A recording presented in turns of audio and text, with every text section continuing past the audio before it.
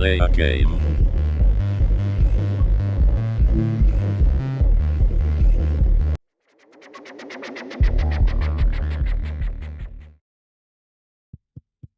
Is this thing on? Hello, folks. Hello, Ducky, Duxford, Maverick, Melbourne Train Guy, Florian, Lord Dampnut, Bad Guy, and HD Gaming 360. Now, just before I show the train, let me just check. We're on. Okay, we're on. This time we're on. Alrighty, we're going to look at the 47484 thing. So let's do that. Let's start with looking at the 47484. I'm going to do the same thing I was going to do yesterday, which is Blackpool and Blackpool North and Australian Harbour. Oh, whatever. No, that's boring. Blythe Bridge to Blackpool North. Yeah, that'll be right. Let's do that. Custom weather, light clouds. Should make it rain, but I won't. I just double checked, Bad Guy. Hello, C. Hello, G. Dave. How are people tonight? Thomas. Right. Let me just check again. Let's just make sure. No, we're still on. Hello, Jumbo Trains. All right, let's get out and go look at it. It always sounds funny when there's more than one loco here. It sounds simple, but anyway. Here it is, 4748. And I think that's a bit loud, isn't it? Turn it down a little bit for you as well, so it goes back in the green. There we go. So we got 47484. We have white wall tyres. We have some detail work on the bogies. We have Isambard Kingdom Brunel, and yes, not Isambard as I put on one of the thumbnails. We have a fuzzy Great Western Railway logo, and don't say I never show you the truth. We have other stuff. We have various details. We have more white walls, and we have a BR logo. Down here we have some Mark 1 coaches that look remarkably like the other Mark 1 coaches, except that this one had an accident in the paint shop. Maybe they shouldn't use the paint shop bogies. But anyway, let's wake the bastard up and get out of here. Hello, Preston. The two ends are more or less the same. It claims there's some differences, but I haven't found any. Alright, let's turn on wood and change ends. Push the button. Jump in the big chair. It's pretty exciting, this, isn't it? We are running a service first, and just so we can have a look at it and listen to it without being told what to do by a scenario. And then we can run a scenario to our heart's content. I will be using Raildriver because it seems to work with Raildriver. Mostly. Alright, let's get the independent brake on. Reverser into forward. Very good. Actually, you know what we should do? I'm going to tempt fate. Let's get it into engine off and stop it. Hello, Mark B. Hello, Jumbo Train. When's it coming out? In a few hours. Might even be out now on consoles, and there's some wording on consoles. Let me check if they've put it up yet. Because there was some wording I was supposed to give you on consoles, but it wasn't ready last time I looked. Okay, it's here now. Good. Okay. The message is, as we... hang on. The issues... Blah, blah, blah, blah, blah, blah, blah, blah. There will be 4 issues on console. Wheel blur, missing suspension, no diesel smoke, dial movements. These are, in theory, fixed on PC. Mostly. The teams will prepare improvements to these key issues ahead of the launch, and we now wait the certification process. Steam and Epic Games are correctly updated with the improvements included for launch. PS5, Xbox One, Xbox Series S and X. The above issues may be present on these platforms while we await the certification process to complete. PS4, these issues will be present while our team finishes pushing the updates. Gen 8, get out, mate. Dovetail would like to apologise for the inconvenience. I reworded that. because it said we, but it's not me, it's them. But anyway, Dovetail would like to apologise for the inconvenience. Once we're able to confirm the updates are live across the supported platforms, we hope you'll jump aboard the new Class 47 Isambard Kingdom Brunel. There we go. Okay, back to the stream then. Now, it's time to start it up, so I'll shut up.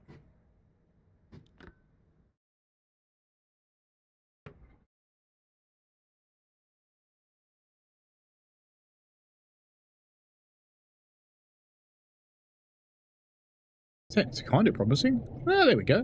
Let's give it some revs. Oh, you can't let us in engine only. You defeated me. That's okay. All right. We should probably open the doors. Be a good idea. And why don't we take a flyby down past all of the coaches, and then I'll catch up with the things. People are getting in. Wow. Here we have a Guard's van. Can we go inside the Guard's van on the 8 camera? No, I didn't think so. But here's a Guard's van. It's got a seat. It's got some other stuff. Good.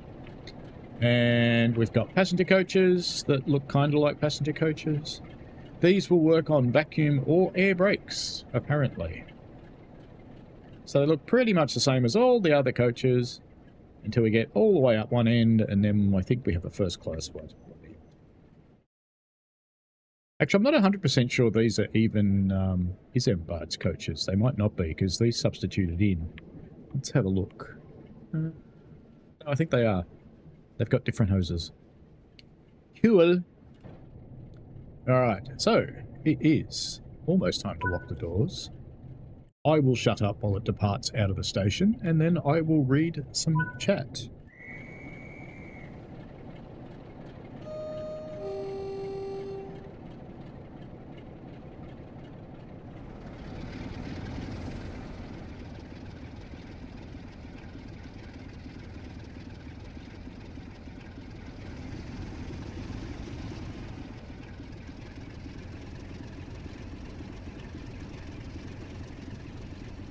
Where my avatar's boobs have gotten bigger. So have mine, but that's okay.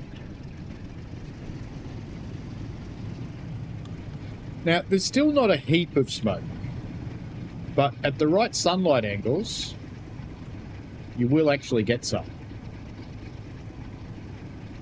I'm trying to see if I can see it there.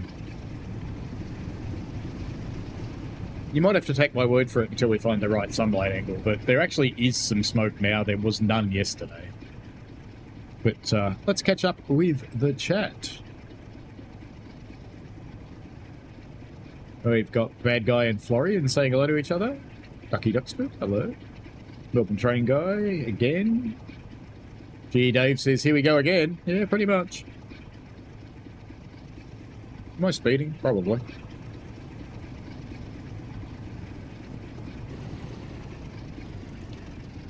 Oops, I went all the way to throttle off. I'm sure my tutorial says not to do that. It's supposed to stick on throttle on. Is that a little bit of haze I see, maybe? Maybe. We shall see. Bad Guy says, a little sleepy. I will see how long I hang out for. C says, 1 star, star, star. Clearly can't English, sorry. That's fine. Jerome, hello to you. Should I check Discord again? Can I show both cams? Sure. C says basically just a reskin. It does have some other stuff. So it's got, I don't think the wheels are actually any worse than they used to be on the 47s, but now that they've got a white edge, they're kind of obvious that they're a bit wobbly. But I think they were always a bit wobbly on the 47s, to be honest with you. But that's okay. And we can look in the other cab. Can't quite go in there. Probably open the window on the other side, though, can I? No, won't let me. But anyway, there's the other cab. And like I said, they reckon there's differences, but I just don't see them. I really don't. And I could be just blind. I can speed up a touch. Sounds just like it did before. Let's get some windows open. It's a bit quiet in here now. The windows are frameless, so you kind of have to watch to see them move.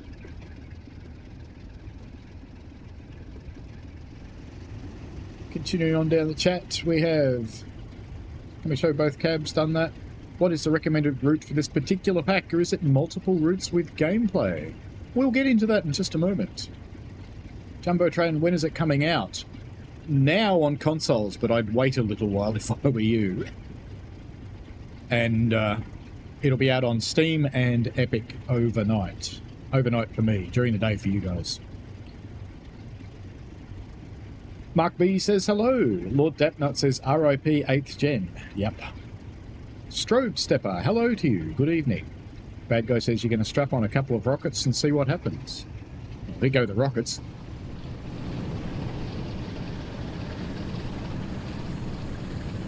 Still not seeing a lot of smoke. I do see it wobbling now, though. Didn't do that yesterday. Let's see how that feels in the cab. We've got wobbly dials. I thought they fixed that. Let me just let them know that they haven't fixed that, and they might tell me to stop. Let me just tempt fate.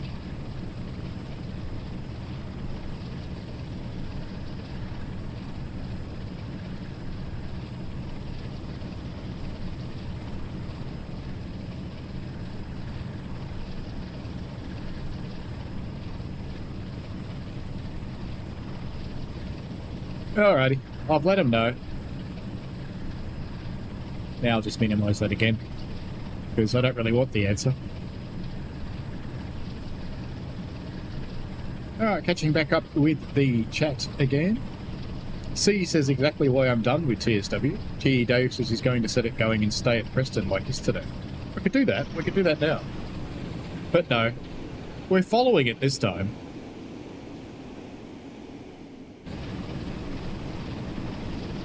Get down a bit lower so you can enjoy the white walls. There we go.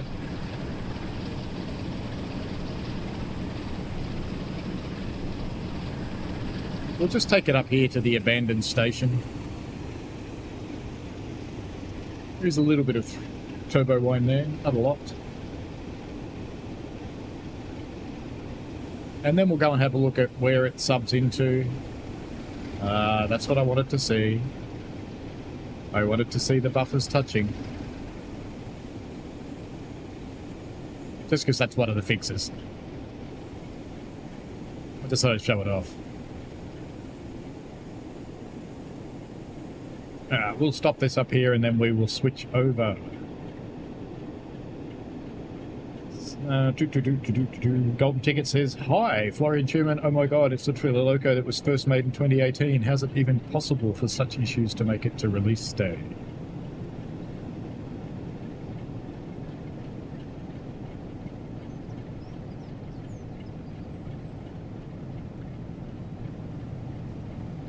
Melbourne Train Guy says, my hopes have been dashed. C says, just a cash grab. Sorry to be moaning. Niggy, I'm going to shush now. Watch the stream. What you're really paying for is scenarios. Yes, you could make this livery yourself, but you probably couldn't quite make it the way it is with the shiny bits, because you can't do shiny bits in Livery Designer. But anyway, let's go and have a look at where it subs in, and let's have a look at the scenarios. And I did figure out, yes, it does have 10 scenarios, but you need to know where to look. The pack has 10. The 47 has 7. Holy Trucker, hello to you. Dre Dreamer, hello to you. Holy Trucker says, how do you get free cam on an Xbox controller? You plug in a keyboard and press 8. Bad Guy 89 says, TSW is a good game in its own ways. Lots of little annoying nuances about it, though, which bug you just as bad as much as anybody else. Hey, I bug me as much as anybody else. But anyway, if you look at the 47484 here, what you'll see is the routes that it substitutes in on. Now, yes, the article made a big deal about it going into other routes, but it's because it's a 47. But anyway, there's Blackpool branches, all the 47 services. West Coast Main Line, 47 services. I think there's actually some special ones on this one too, actually. I think there are some pseudo Railtour ones. West Coast Main Line. Cathcart Circle, in the 2024 timetable, you've got some 47 services. Surprisingly, they're the ones that were there before. How do I know? Because I played this one about a year ago. So I kind of noticed this. East Coastway, you have in, there's a Vintage Railtour. I'm not sure I meant to have that one. We'll just ignore that one. Great Western Express. We have 47 services. Northern Transpennine, lots of 47 services because this is where they come from. West Cornwall Local has some 47 services. It's the same ones we had before. West Somerset Railway, surprise, 47 services. So yes, you can play it on here as well. It will also sub in as AI. I've had that happen to me. I've been driving it and had it pass me. Interesting experience. But anyway, let's choose a route. And we want East Coast Main Line, Peterborough to Doncaster, because this is where the scenarios live. And if you look in here, you will find these ones with RT in front of them. So there is Double Up, which is operator class 47 or 45 and 47484 double-headed from Peterborough to Doncaster. Take the 45 and couple to the stable to class 47 at Peterborough before reversing onto the coaching stock and heading north to Doncaster. Brunel comes home. I'm tipping he'd be a little skinny, just a little bit. Drive 47484 Isambard Kingdom Brunel from Doncaster to Peterborough on the first leg of a rail tour to the southwest. During the journey, you will be given information about the life and career of Brunel. I actually think we might run that one. Taking a peek. Drive a class 45 from Peterborough to Doncaster on a farewell tour. Bye. Expect numerous signal checks and looping to remain clear of commuter traffic and King's Cross expresses. You know, I was just thinking with the way I said bye then, that's kind of like G Loves Trains, and what I should do is put underpants on my head and go bye. But anyway, we won't be doing that because that'd be weird. It's weird when she does it. It'd be worse if I did it. Drive a pair of double-headed Class 40 Whistlers from Doncaster to Peterborough on the leg of a rail tour from York to Penzance. The locals are required to keep a strict timetable for regular photo stops. That could be interesting. Scottish Brunel. Interesting. 47484 is performing a rail tour from Inverness to London King's Cross. Not that you can drive most of that distance, but that's okay. Pick up the heavily delayed service at Doncaster with stops at Grantham and Peterborough. Is that because this one that had a timetable was late? Probably. Isambard comes north. Isambard Kingdom Brunel is at Retford. Pick up 47484 at Retford and drive a northbound tour to Doncaster. On arrival at Doncaster, run around your train and haul the empty car service to Doncaster Depot. So there's basically lots of end-to-end runs of stuff.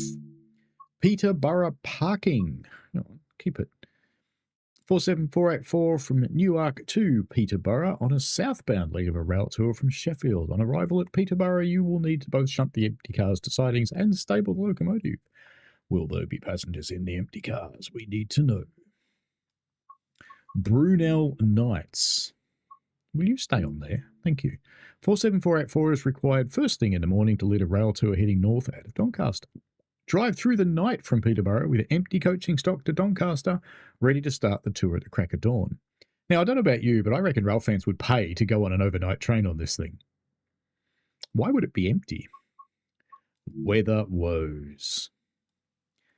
47484 is performing a tour to South London and King's Cross from Doncaster. The driving rain and poor visibility is no deterrent to eager fans, despite making conditions difficult on the journey. Now, before I do the next two, I want you to choose which one we're going to run. So type a number between 1 and 10. And whoever gets the most, that's the one we'll run. Christmas to the Cross. Take a Class 40 from Doncaster to Peterborough on a Christmas special with a photo stop at Grantham. Expect delays and difficult traction in this snowbound scenario. Will the Fat Controller be there in a fat suit? That's an interesting question. So we've got 1 for 7, 1 for 9. I better start writing these down, hadn't I? Because this could go a little bit mental. So I should start. I should have prepared for this. I haven't got a pen. How could I not have a pen? I've always got a pen. What have I done with it? Oh, there it is, actually. I've pulled a new one out of the box, and here it is. Fine. So we have 1, 2, 3, 4, 5, 6, 7, 8, 9, 10. And we've got 1 for 7, 1 for 9, 1 for 9, couple for 7, 1 for 10. Melbourne Train Guy says $20.95 AUD out now. Melbourne Train Guy, 3. Neil TV8 says 7. 7's looking pretty good here. Richard Morgan says 9.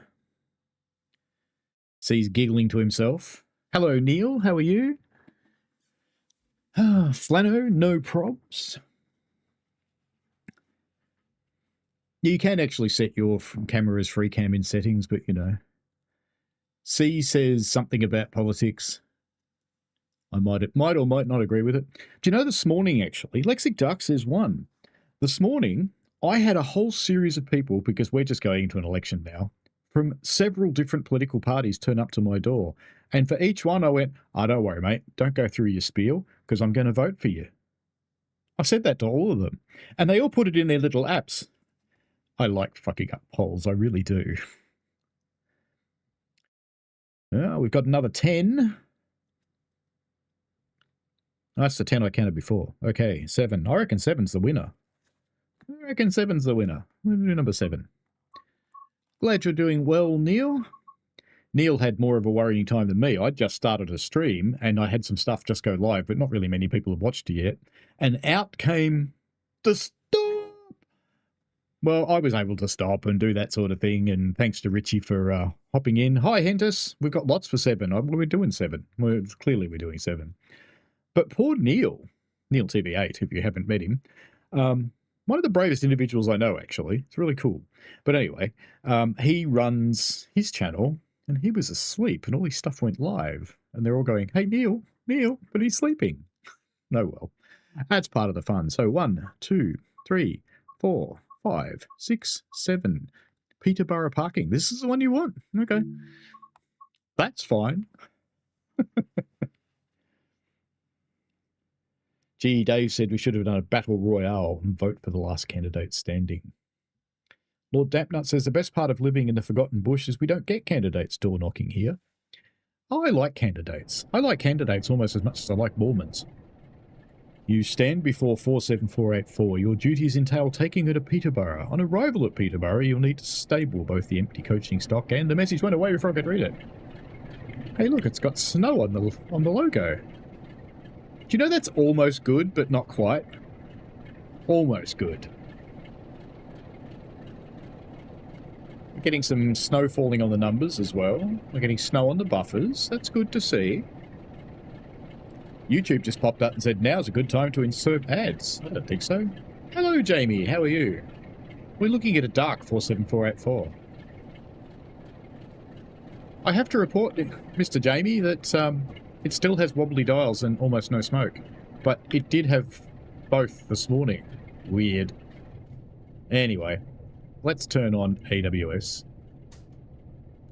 Let's turn on change lever. And let's reset that. Actually, people wanted to look at the other cab, didn't they? We'll do that before we take off from here. So this is... which end is this? Doesn't actually say which end it is, does it? Anywhere. Probably does on the outside. Let's go have a look. Oh, there's the other thing that's different is you can choose your brakes. So the air brake or vacuum brake and goods or passenger. Does it say on the outside which end is which? No. Oh well, let's go look in this end of the cab anyway. So in the BR logo end,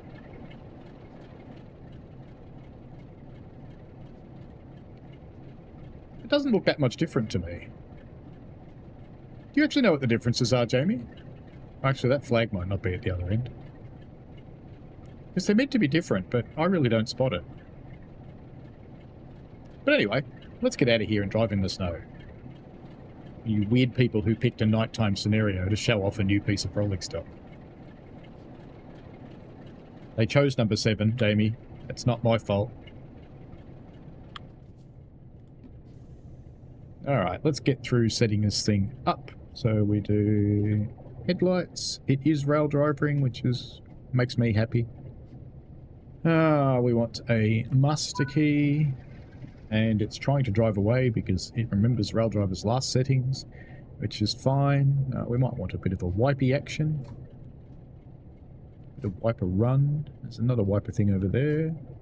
Let's make that run. Let's open the windows so we can hear it. And let's go outside, and I will be quiet while it departs. Oh, hang on. That's the scenario, isn't it? I gotta do what I'm told.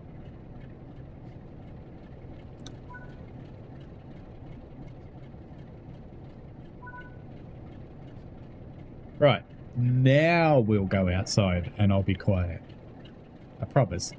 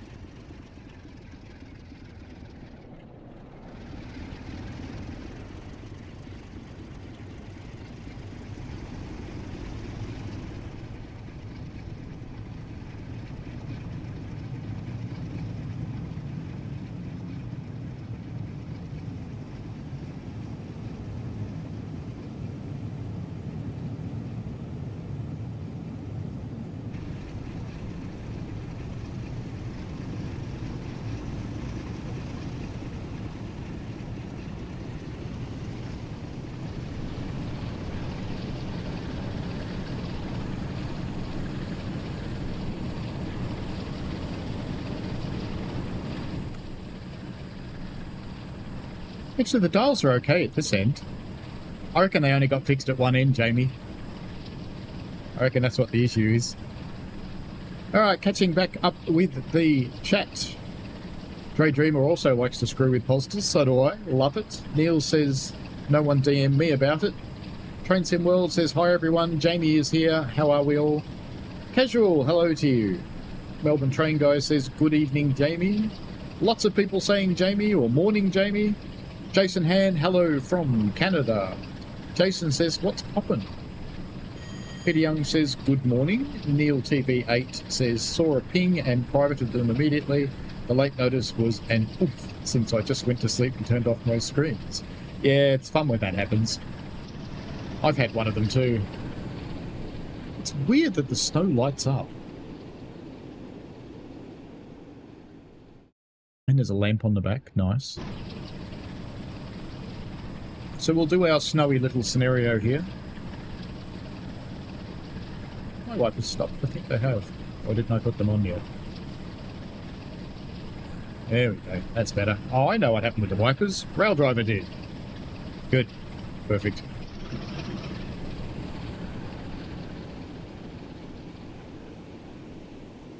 Do you know, I don't think I've ever noticed this sport field lights up before. I shouldn't admit that, should I?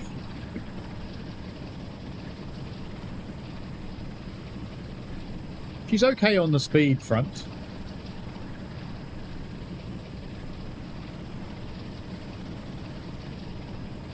Peter Young says, I think this will defo be a pickup in a sale. Penta said, had an update in the PS5 last night. Does look okay, but it needs more smoke. Oh, it definitely needs more smoke. Absolutely.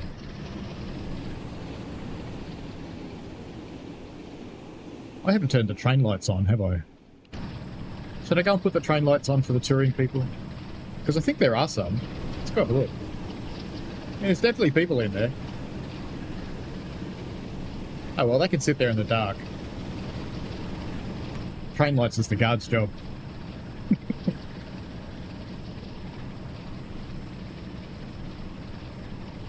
Off we go towards Grantham in our first go via. Let's see how fast it can go. Almost up there. Oh no, the dials are moving now, look. Yeah, Jamie, if you're still here, you can tell them what I mean. Now, interestingly, what I actually think is happening is I think the dash is moving with the locomotive, but the dials aren't. I actually think the dials are still.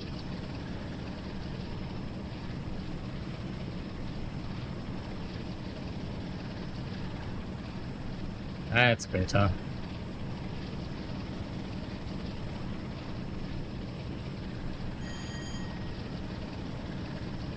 I have to ask why you guys chose a nighttime scenario for the one to show it off with. You're just weird. Have a bit of light bleed coming out of that coach by the look of it. The back one's better.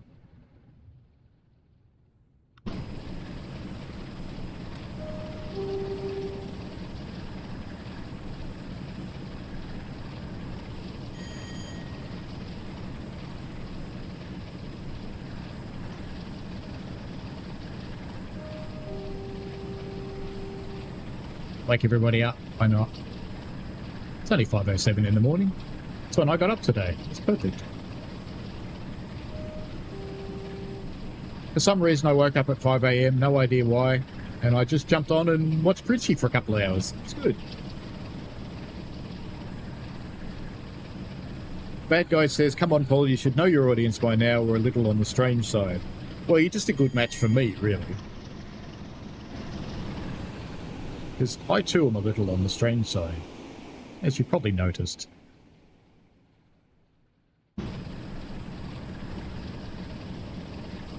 Ooh, we've almost hit 90. 86 we're doing. Bad Guy says, now you're just lowering the property value. If I want to do that, I'll do this. Police are coming.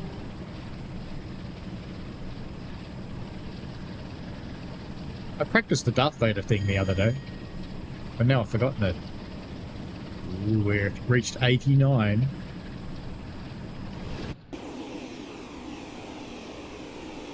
Is there anybody in the back coaches or only that front one? It might be a bit hard to tell without the lights on. There's no one in the Guards van. The Guards van has lights.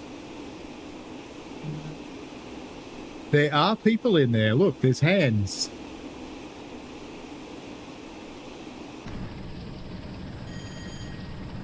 Maybe we should stop at Grantham and go and put their lights on. What do you reckon?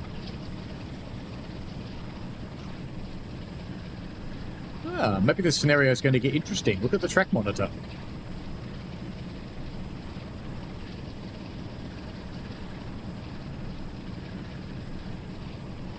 That's a bit funky. Add that to the list, JB. Funky sunflower.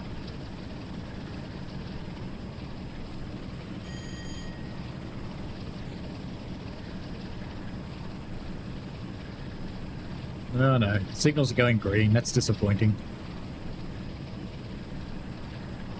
I was hoping for some nighttime snow action. That would be fun.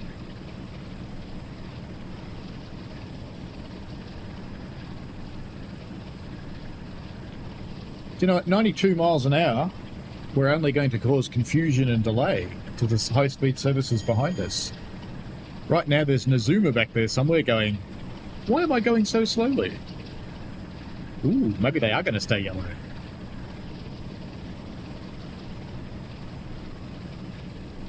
Bad Guy says if you really wanted to, you could completely black out the train, but then we couldn't see it at all, Bad Guy.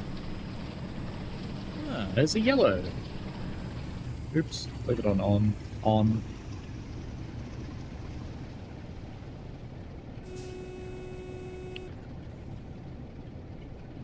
Double yellow.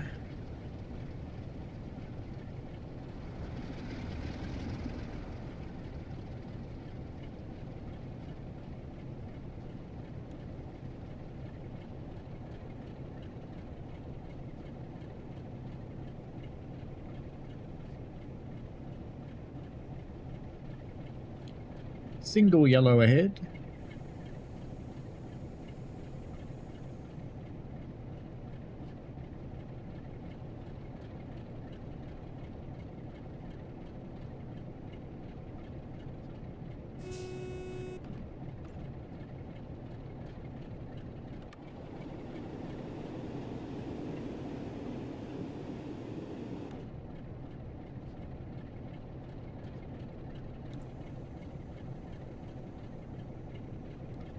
Next stop's probably Spad City.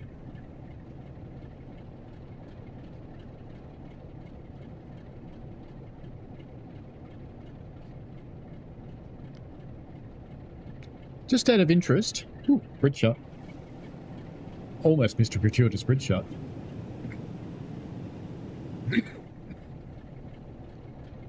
Chuck 2 things in the chat for me.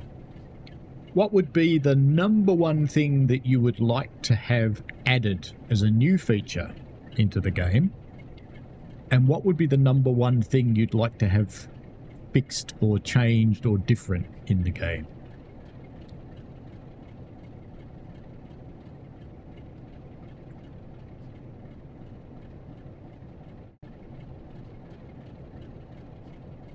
That does look a lot like a red, but the track monitor's got it as green, so it must have a shunting signal on it or something.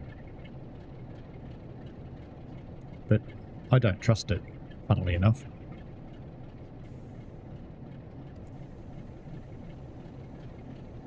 We will approach cautiously. Holy Trucker would like an online radio station in the cab. Can't you just do that yourself?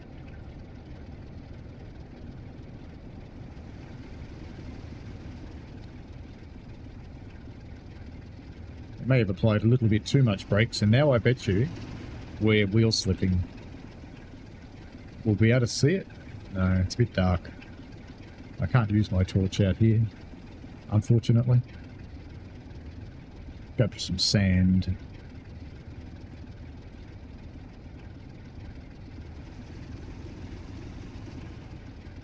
Let's just spin our way into the distance. That'll work. Holy Trucker says the ability to speed up time to the next service. That would be good.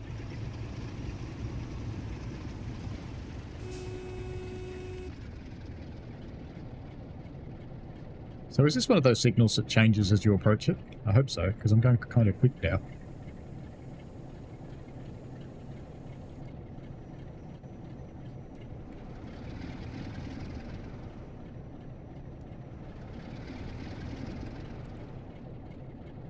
Why does the track monitor show it as green?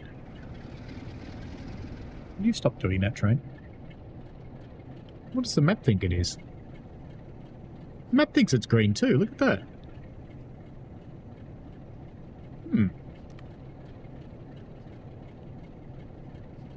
Ah, we're going for it. Let's signal it.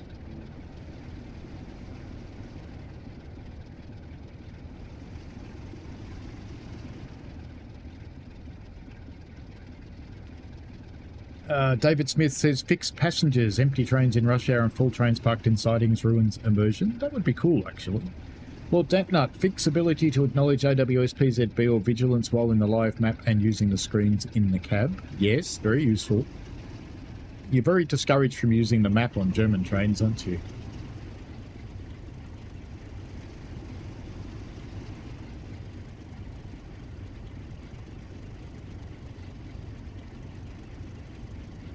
Now, are we going to spat or not? Nah. All good then. Holy Trucker says, oh, we've done that one. Bad Guy says, new feature, the ability to turn certain liveries on and off. Like the fix in the game, no more black screens in the cab. All screens must have something on them. Just a pet peeve. G Dave, want correct neutral sections. Want radio systems working properly. NRN and GSMR. Axolotl Gamer says, when did this pack come out? It is out. Oh, that's why it was red. It wants me to go over here. It's right out already. Plano says, add stops or all stops when you select a path. That's something I'd very much like. So we saw that when I did Cardiff the other night with the Pacer. Just ignore that I'm doing 10 miles over the speed limit. Don't worry about it. That would have been really cool to just go, I want to stop at all the stations. As it was with the track monitor, you can't anyway. So we're now running wrong rail. So we're going to have a head-on with Nazuma at any point. Florian said, my main wish in TSW is to have all the old routes updated to TOT 4 TSW5 standard. But I'd be happy if the core was optimized for consoles and Frankfurt full dot worked. Yeah, it's a bit of a challenge on consoles, that one. At the moment. Neil TV8 says, could be since you're going into the siding track. That is possible. Mark B says the option to have safety systems on by default. Very nice. I like your thinking. There's a few really good suggestions here. Well, hopefully I've got chat replay turned on. I normally have it turned on, so I shall relay all of those.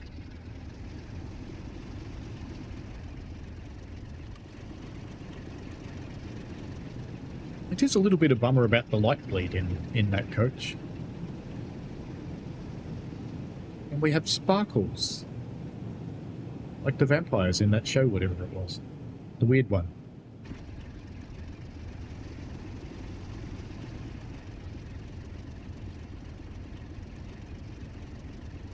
Flano says, an off button to kick passengers off at the last stops.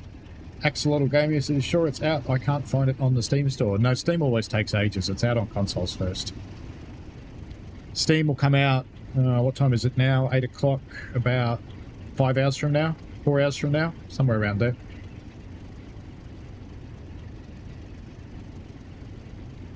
Let me see if I can find it on the Steam store, actually, since I've already got it. Let's see if it turns up. By going to... I know you can't see what I'm doing. No, it doesn't have its page in Steam yet.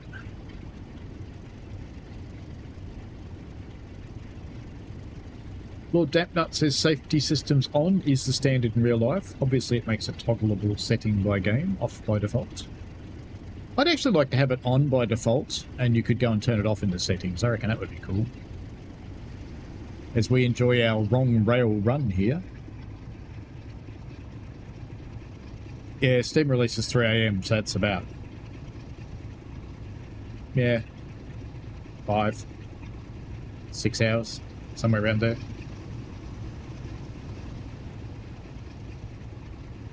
It's terrible, I had to think about that.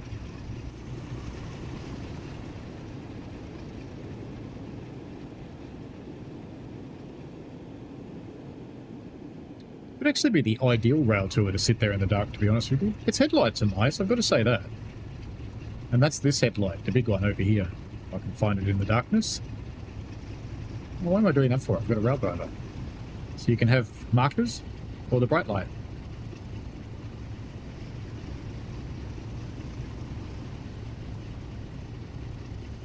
Bad Guy says one other wish would be to have this game to go back and fix up old lingering bugs and little annoyances that have popped up over the last couple of years. Florian says +1 for safety systems on by default from you as well. Yeah, I think it's a reasonable thing to do, providing the player has the option to turn them off. Because I think if you came into a game and they were on, and most people didn't know that you could turn them off, they'd learn them. And the ones that really hate safety systems would have the option of turning them off, and I think that would be cool. Axolotl says, I'm going to watch some anime. Have a great night, mate. Yeah, you too. Enjoy your anime. What particular one are you going to watch? Oh, there we go. We got a lit up bit. Snow on the roofs is okay.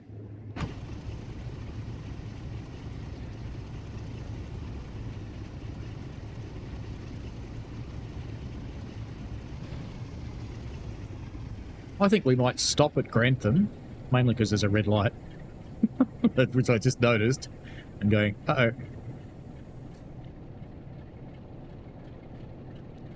But we'll stop at Grantham and we'll go turn the train lights on regardless.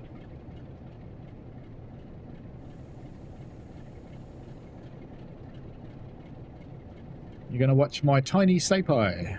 Okay, cool. Plano says, could be in options. Axolotl also made a Flying Scotsman support coach. Weirdly enough, I know someone else who calls themselves Axolotl. Unless you're the same one, it's possible. Lord Dampnut says I'd also like more loco functions programmed in. Javelin has a train wash button to lock the speed, but it's non-functional in-game.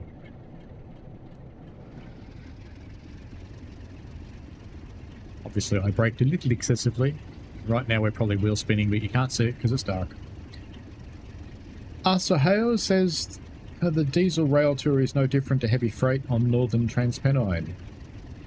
It also has sitted 40, 45, 47 rail tours on many routes. It does. The substitution into the routes, I don't think has changed any of those timetables. It's what you're really getting is the scenarios, and we're playing one of those at the moment. And we will pop in here at Grantham, we will wander down to the guard's van and turn on the train lights. David Smith says having an option in the menu so I don't turn safety systems on every time would make things so much easier. It would, wouldn't it? Now I think we might keep the throttle off now.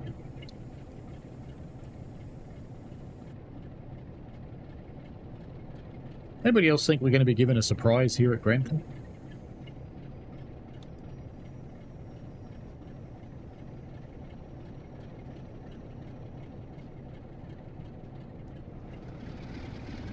It's going to make me go up there those 18 yards, isn't it? as the brakes slowly release.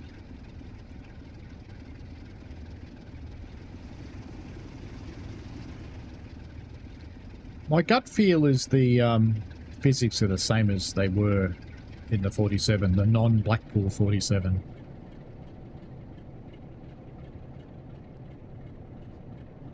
Alright, let's stop there.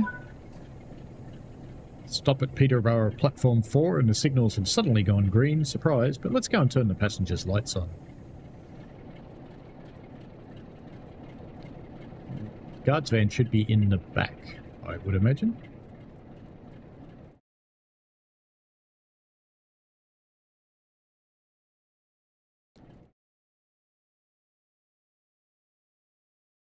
Bad guy says further down his list would be some kind of career mode.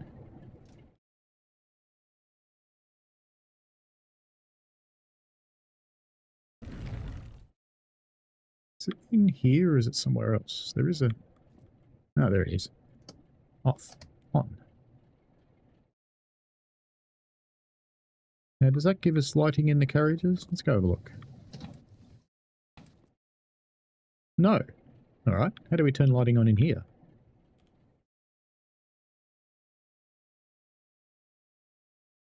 Can't put anything in there. Can you push the buttons? No. Toggles? No. Yeah. Why is it foggy inside the carriage? Or are my glasses dirty? Alright, maybe you can't turn train lights on in here. That's kind of sad. Something to add to the list. Alright, back to the train with the signal up there that is still red. See you later, Hentus. Have a great day, mate.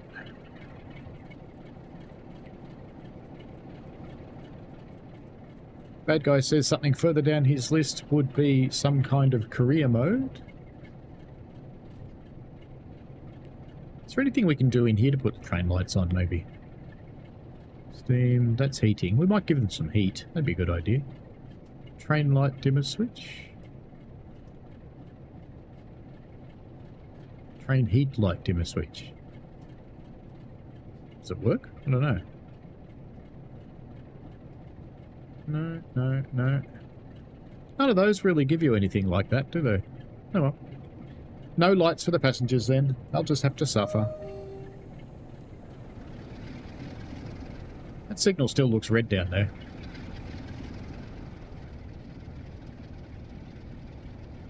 Off we go, little 47. You can do it. You can do it. Actually, we'll be able to see the wheels spin here. Oh, maybe we won't. It's a bit dark down here.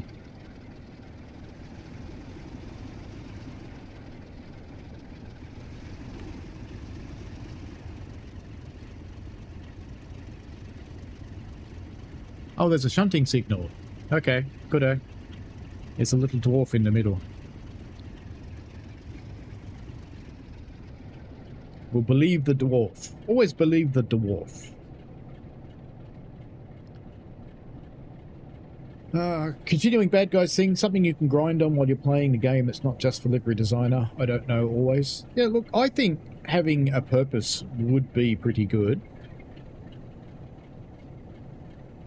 And I can't see it being a bad thing. I'd like to be able to deliver freight, for example, like you can in some of the other games.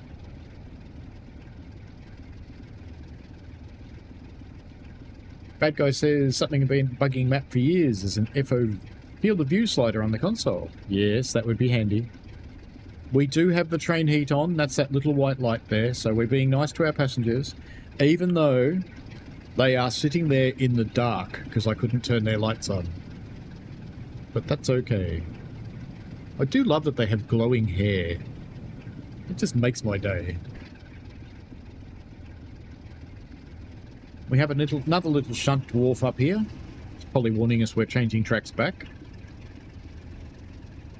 Lord Dampnut says the ability to spawn a specific loco number from the services screen. I still haven't spawned a Class 87 Cock of the North, and I've done several runs already. I've had several runs with Cock of the North. Well, there you go. Just luck. Darth Spectre says it's green on the map, though. It is indeed. It's because there's shunting signals. The little diagonal white ones.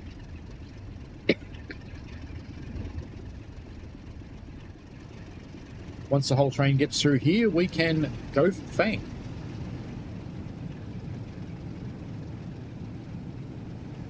On our way to Peterborough.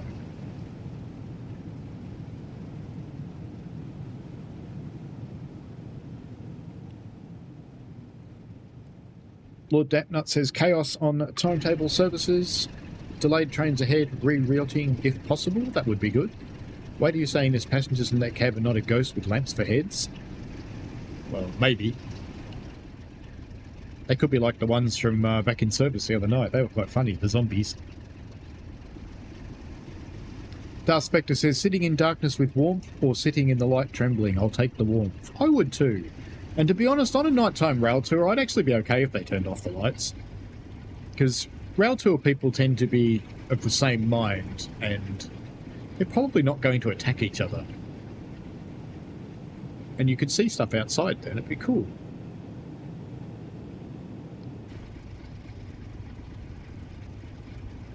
On a normal service train, I don't think I'd like the lights to go out though.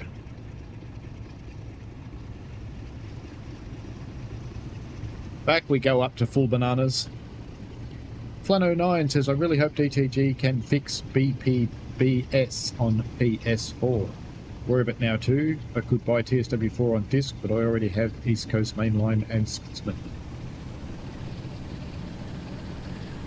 Personally, if you're on a PS4 or an Xbox One, if it's something you can afford, I would encourage you to upgrade. If it's not something you can afford, then obviously you're going to stick with it, make the best of it. But I just don't think the two old consoles actually have what it takes to keep up with the game anymore. Because people demand more and more detail, and with more and more detail comes more and more video memory, and they do suffer a bit.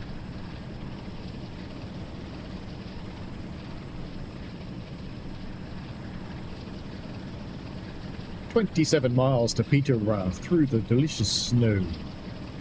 Never eat the yellow snow."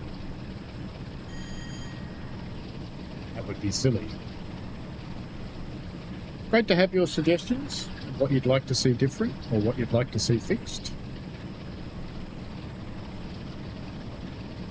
What I should do, just in case I don't have chat replay on, is I will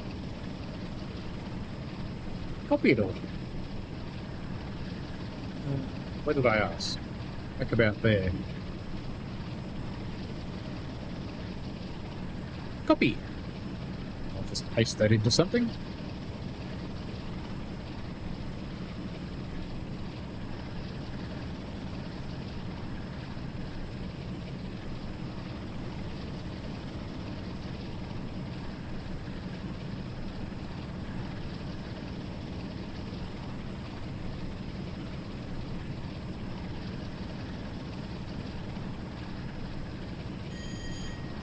Yeah, consoles are struggling with video memory, the newer ones as well.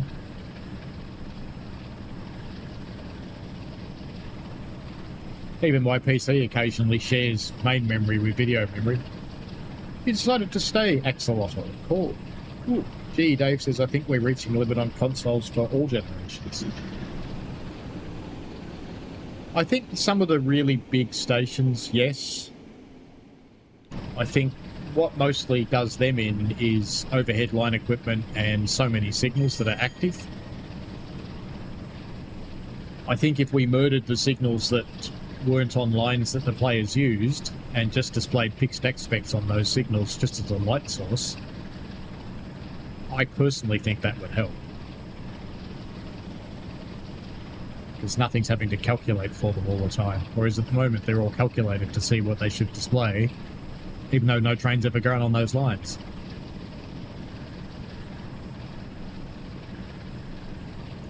Train Sim Play says, what do you think about the DLC? To To be honest, I haven't really played it enough to form an opinion as yet. There are some bits and pieces about the 47 that I'm not pleased with. I showed them at the start of the stream. When we get into some daytime, I'll go through them again. One of them weirdly seems to have fixed itself, which is the gauges moving around, because they're not doing it now. They're actually matching the locomotive. So that's weird. It's got good headlights. And this is really the first time that I've run it in the dark, so there is clearly a light bleed from that coach.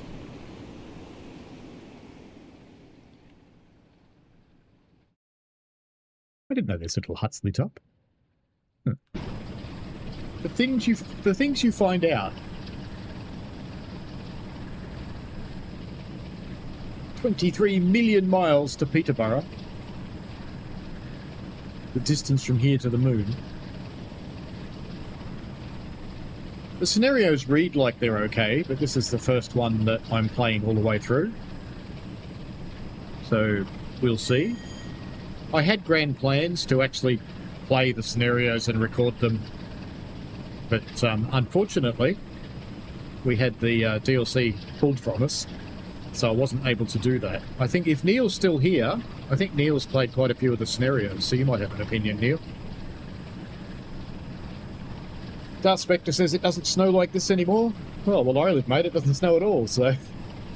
Bad Guy says, another problem with TSW is there no other game like it on console, really, when you consider the amount of content it has and the amount of stuff it has to load into memory, which is pretty incredible.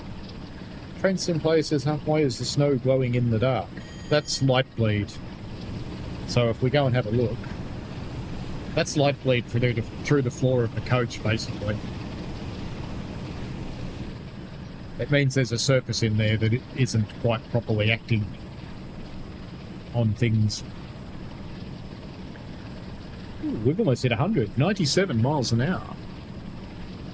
Doing okay for such an old engine. Darth Spectre says it must be microplastics and has a bit of a giggle.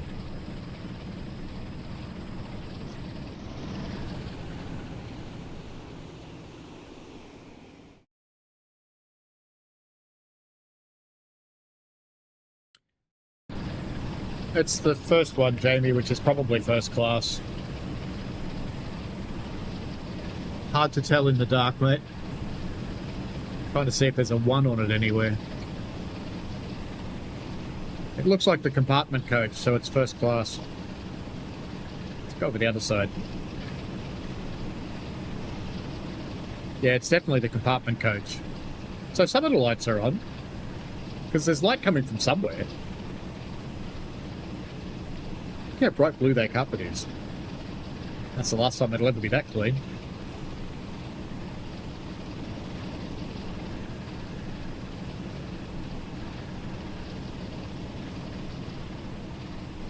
Their eyes glowing. They are, aren't they? Their eyes are glowing. That's cool.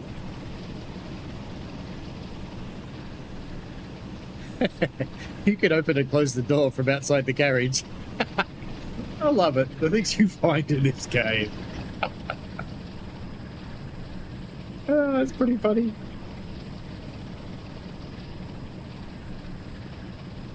Bad Guy says, I hate to be the bearer of Captain Obvious here, but a light might help you.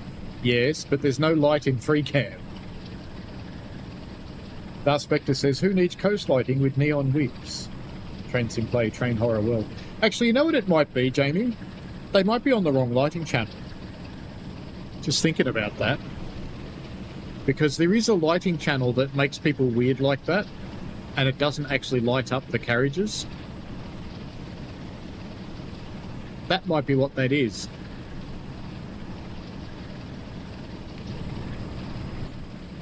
Not that I should know things like that or anything, no. 17 miles to Peterborough, while we're being followed by the passengers with glowing hair and glowing eyes.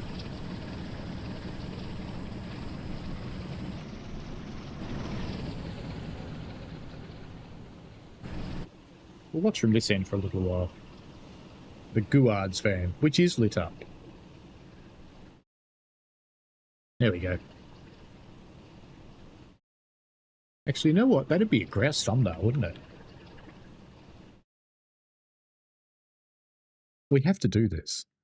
We just do. Right. Manual focus. Low depth of field. Fix. Do we want that light? No, we want the light to be good. Light good. And I reckon no, that way. Yes, right about there. Okay. Upload away. Don't mind me, it just seemed necessary.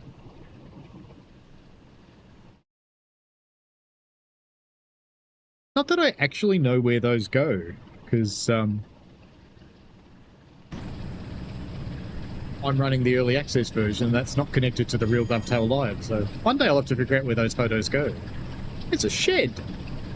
And a bunch of little sheds on the back. We have reached 112 miles an hour in a 47. Stopping this is going to be interesting.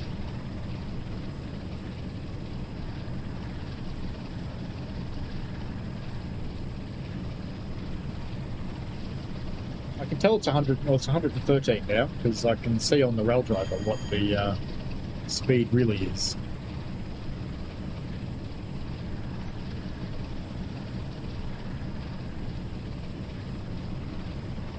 So which scenario are we going to run next? Between 1 and 10, not 7.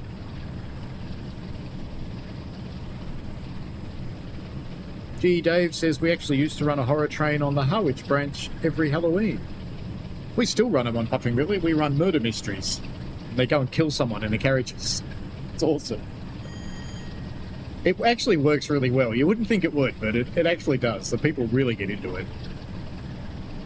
Some of them all turn up dressed in late 1920s costumes too, which is cool.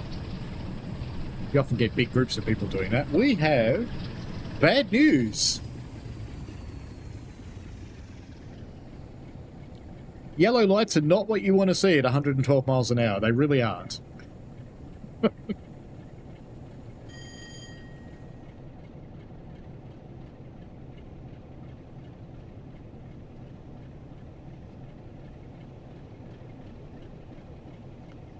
Looks like they aren't staying yellow, so maybe I'll come off the brakes and take my chances. We'll see. We will see. Train Sim Play says, every train by DB is a horror train. Casual Rail says, I think this loco will have been limited to more like 95 or 100. I don't know if it was speed limited or if the driver was limited. It's like our locos. They're limited to 15 miles an hour, but they quite happily do 50. I wouldn't know that. Bad Guy 89 says, I know this is probably not true at all, but really like to see all those photos just end up on Matt's desk in the morning. Only because the look on his face would be priceless. This is true, Bad Guy. They could just become Matt's desktop every day. There's new photos. Every 10 minutes he gets a new one. That would be cool. Darth Spectre says the London Underground runs a permanent horror train service called the Victoria and Northern Lines. And Jamie runs them at North Norfolk, which is cool. Darth Spectre says, with noise like that, who needs hearing aids? It's probably a little bit easier on your railway, Jamie, because you've got walk-through coaches. Ours aren't, because ours is narrow gauge. It's 2'6". There's the only way to walk through the coaches is to climb out the side and get onto the next one, which people do occasionally do. I think we're safe from the signals. Do I speed up again?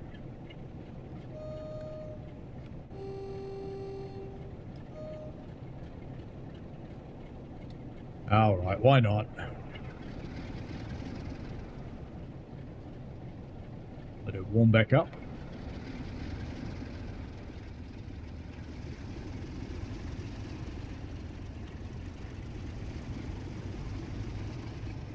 Jamie does comedy themed dining trains as well. That could be cool. We do a bingo train. And we've got dog trains. There's dog trains this weekend.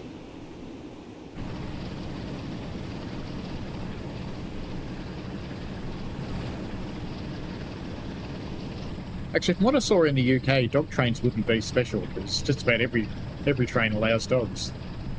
Oh, another yellow. Florian says next scenario in the day would be good. Yeah, probably. A little bit. G. Dave says the first railway murder took place on what is now known as the Mildmay line in the Hackney area. Was that our old mate Jack? G. Dave says 47 max permitted speed is 95. Good for 100. Well, this one's good for 112. Bad guy says just have his whole desk be a Polaroid camera. Well, you know, in Train Sim World VR, you have a Polaroid camera, and you get to keep the photos. They turn up in a book in your apartment. Mark Moss. Hello, Mark Moss. Mark Moss, everybody.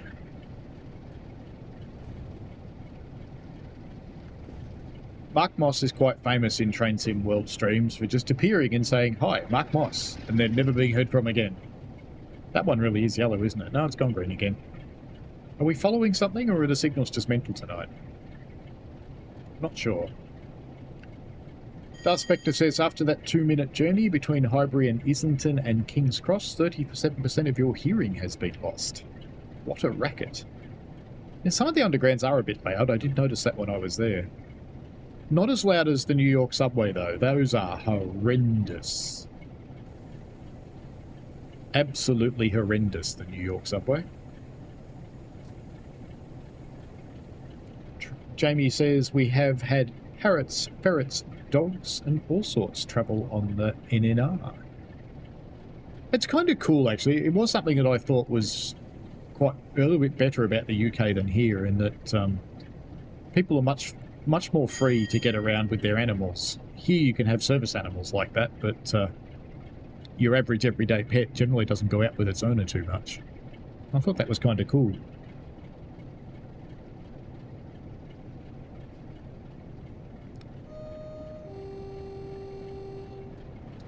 Imagine trying to collect tickets in the parrot train when they're fluttering around your head. These signals are just designed to annoy me, aren't they?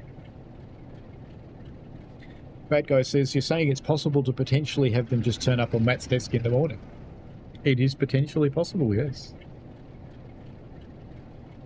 Jamie said, yeah, someone had a bugle, budgie or a parrot, can't remember, and used to walk through the train at Christmas.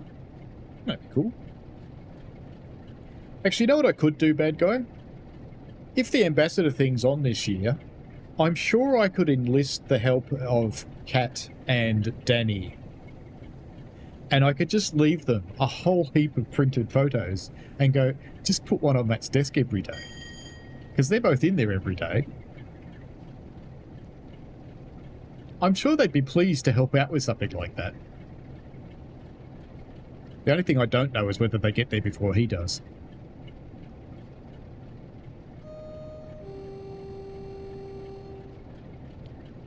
Oh, that's bad news, Jamie. The bearded dragon passed. They're very cool lizards, those ones. They watch you.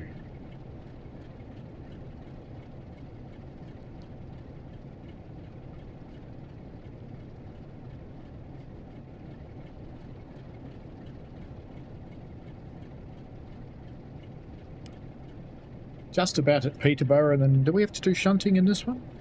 We do.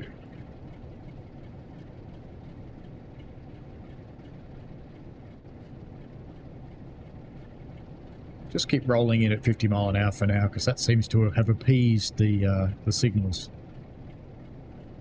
It's a lit up signal box, kind of.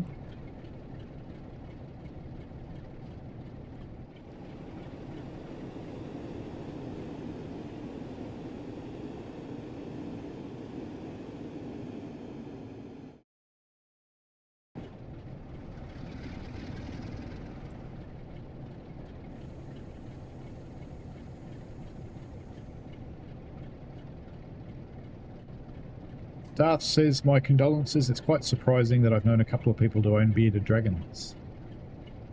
Jamie says, yes, that would be the greatest thing ever. I won't ask Jamie if he thought we'd get away with it, because, you know, he probably can't say. But he might want to help too. Might have to ask him later.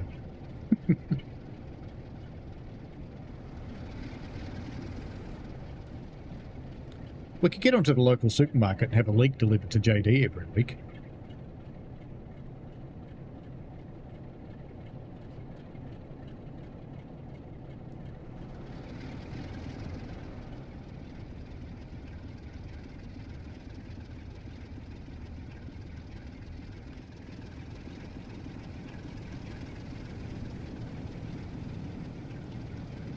I think this guy is going to need a bit of a shovel.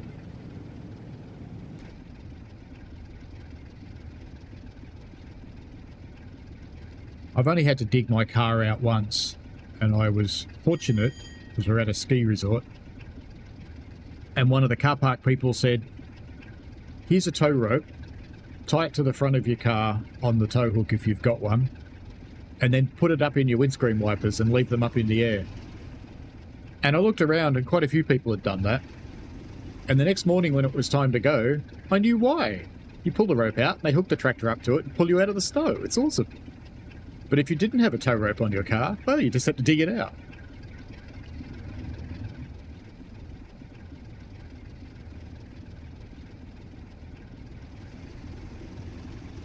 It would be a good prank, guy, I agree. Odin Moore says, how's it going? I hope you're well. Oh, I'm pretty well. I still have the residual COVID cough from time to time, but it's certainly getting better. I haven't used my inhaler today at all, so it's been quite good. I only used it once yesterday. So I'm quite appreciative that that is going away, because it was rather annoying. For me and for the people listening, I'm sure. Bad Guy says, no, we could have a bell delivered to JD every week. Well, that would be funny. What if we could rig one up on JD's car?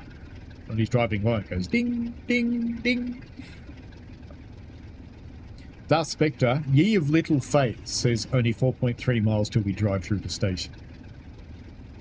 This train, Odin Moore, is 47484 Isambard Kingdom Brunel.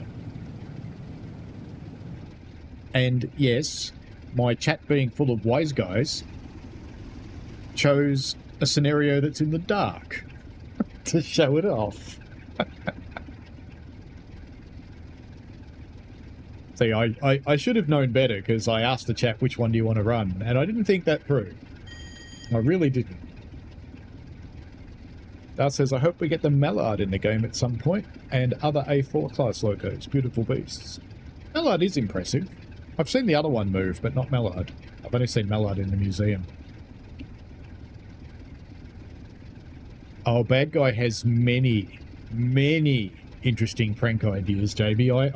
I'm this compared to Bad Guy. There's a reason he's called Bad Guy, and he's known Matt for a really long time.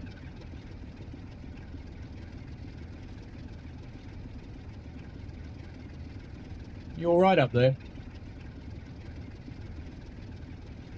Okay.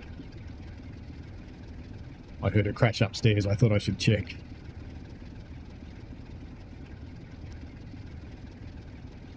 Odin Moore says, it's all good. I only play the night ones when the sun goes in. Yeah, fair enough. Well, we can have a good look at the people with glowing eyes. Let's just go away from them. They're a little bit creepy.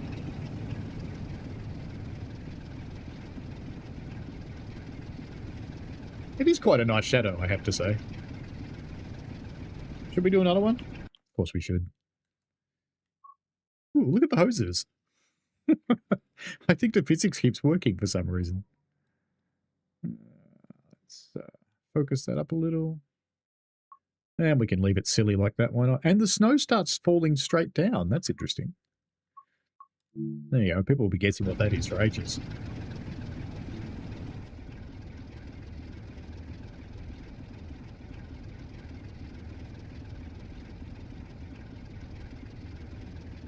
Bad Guy says, you should know me by now, Jamie. I love messing with Matt. And G. Dave says, thank God he's on the other side of the world. Are you sure? Darren says, did you like our April Fools? I was actually impressed with the April Fools. And one of the things I was impressed with that no one noticed until I pointed it out was the Train Sim World 6 logo on the Discord server. That I thought was pretty good. Definitely demonized. I appreciated the Rickroll. I think everybody appreciates a good rickroll. I think I'm being overly cautious at this station, aren't I? Bad Guy says the pink train was quite funny, I've got to admit. Not many people noticed that that was not a train we had in the game. Everybody's going, oh, look, a pink train. Some people went pink train with a turtle, but not very many people noticed that that was actually a new train that we hadn't seen before.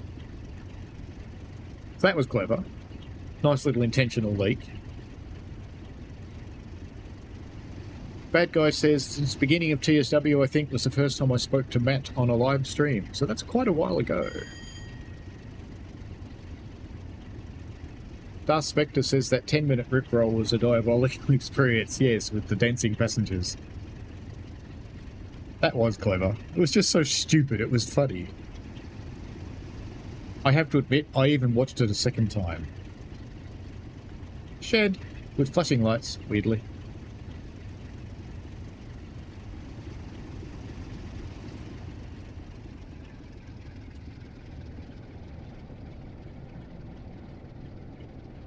See a yellow signal down there in the distance.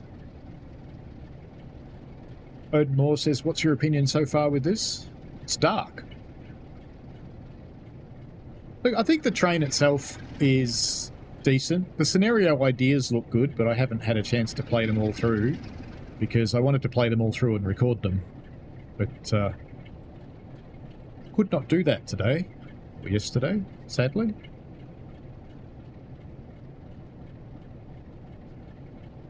I like that it substitutes in all over the place. When we get into a daylight stretch, there's a couple of things about the loco I think could be better.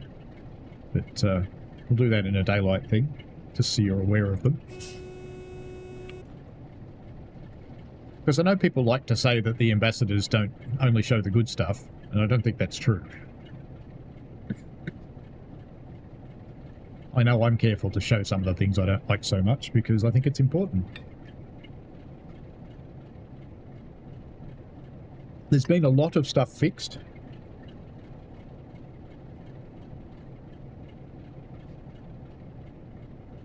But I have to say that DTG, and I don't know whether it was DTG and Athena or just DTG, but very, very responsive since the ambassadors first got the keys, and there's been quite a lot of things addressed, which is cool. And there is a patch coming for consoles out as well. Odin says they respond quite often in the train. Sim chat to my questions. Just be lucky, I feel, to communicate well with their audience. Yeah, I think if you ask reasonable questions on the chat, you'll usually get an answer. Bad Guy says, I'm kind of missing my partner in crime though. Me and Moggy used to give Matt a pretty hard time on streams. You did. I believe Moggy's studying, isn't he? I think that's his excuse for not being around. Odin Moore says, I feel like the ambassadors are very honest with their likes and dislikes. Thank you. It's what I kind of aim at.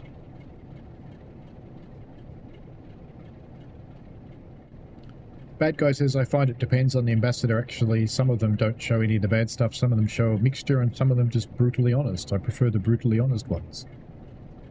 Yeah, I think just being open.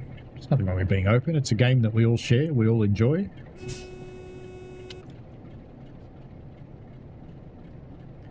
And I like people to know what they're getting into before they buy something.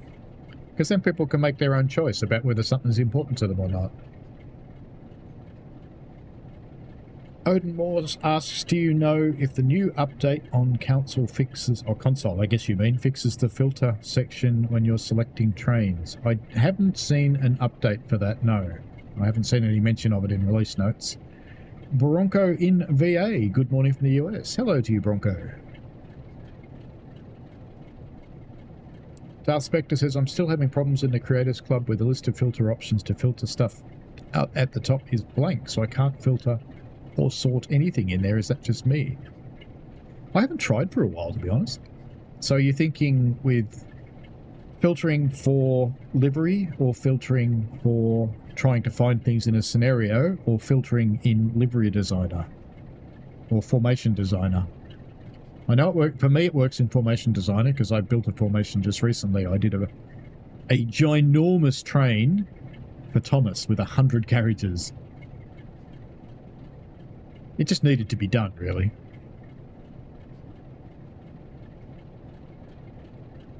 Bad Guy says never met him in person. He seems like a tremendous dude. Well, I have met him in person, and we went and sat down and had a good chat. And we even went out to lunch at Macca's of all places, but Macca's.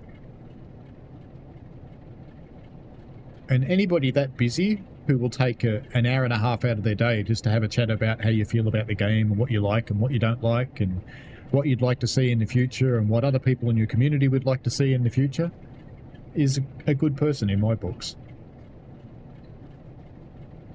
Because I do know how busy he is. Because on the day that I went into Dovetail last year, I got there at about 10 in the morning, I think, and Matt was basically in meetings until about 1:30 in the afternoon, until he managed to get a bit of time to talk with me.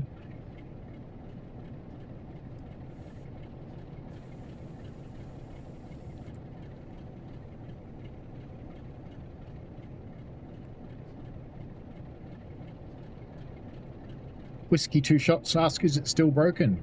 I think the worst things have been addressed, Whiskey Two Shots, so it'll be okay. There's a couple other things I'd like to be different, but they're just things I'd like to be different. They don't have to be. Come on, Red Signal. You gonna change? You're not, are you?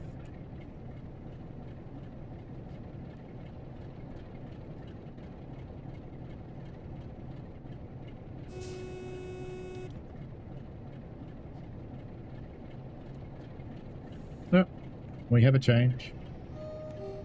Just thank our signalman.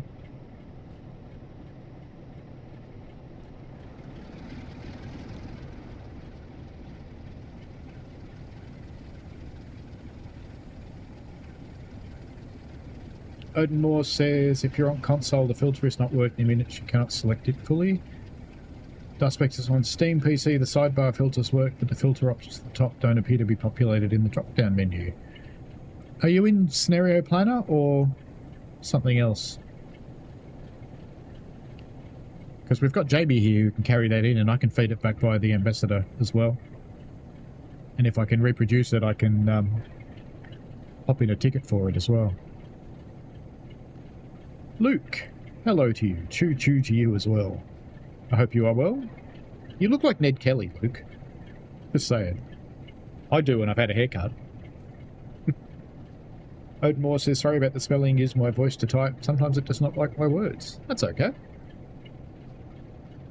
It's not an issue. Sometimes the world doesn't like my words and I just type them normally. Because, you know, there's a problem between my brain and my fingers. They don't press the right buttons.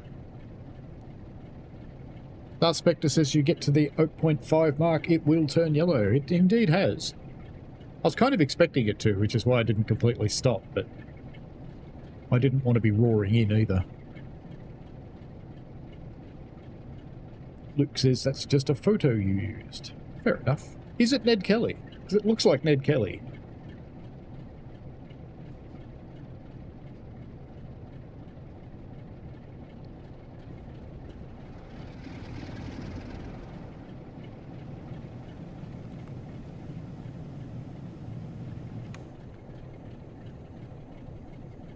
Now, all these people desperately want me to run through this station and it's bad.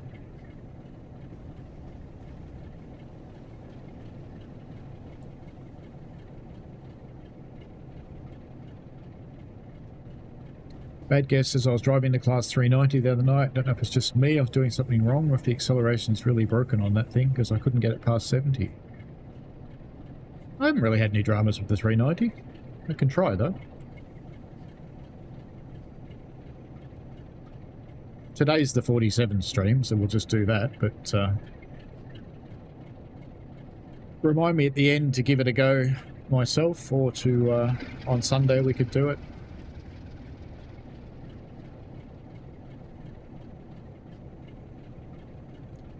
Right Away Production says I need to learn to check my fridge more. Watermelons aren't meant to be all green. Give it to your chickens, they'll love it.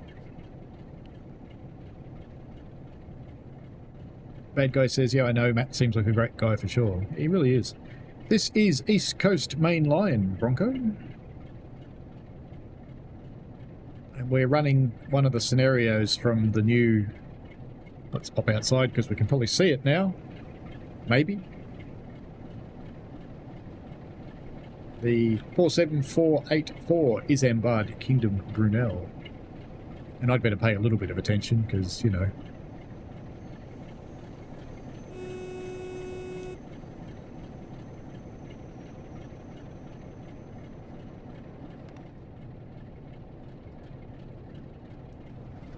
Maybe I braked a little hard then. Just a little bit. In the online sharing club. Oh, so when you're looking for new stuff. Cool. Let me write it down, actually. 390. I shall give it a crack.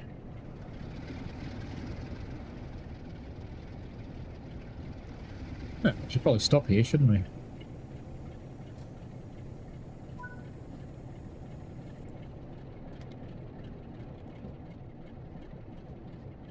I think I opened it. Did I open it? Yep. Wow, a scenario with people getting on and off. This is fabulous. That doesn't happen often in scenarios. That makes me happy. Darth Spectre, so I did Notion Formation Planner. It would crash or stop working or not actually saving or not responding. I haven't experienced that. Are you trying to make a big formation? You on console or PC? Odin Moore says, I'm looking forward to the military train carriages when they come. I know it's Volume 3 coming soon. Yeah, Volume 3 is out first, intermodal, and then there's Volume 4, military. And here's our happy little 47484. It's a bit hard to see in the dark there. We'll do some shunting, and then we'll put this, we'll do something in daylight so you can see it properly. Suspects have avoided this by adding a default train to formation first and adding the ones with liveries downloaded from the online club, and then removing the default ones after. Ah, so it's downloaded deliveries that irritate us. They do seem to... So I'm guessing you're on console, because they tend not to have too many issues on PC. They tend to have issues on console. Neen Carriage Siding 11. Now, are we going forwards or backwards? I'm guessing we'll be going backwards. I don't know. Our path is forwards. Let's just check our points thing. That one's okay. That one's okay. And the rest will be automatic.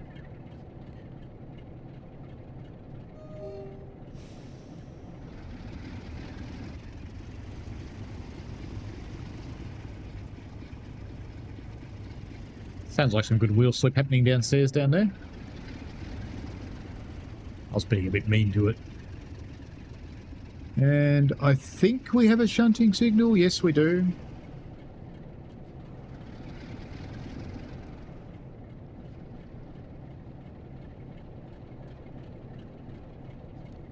Lord Dampnut says, is it possible the Class 390 was stuck at 70 because the tilt was disabled?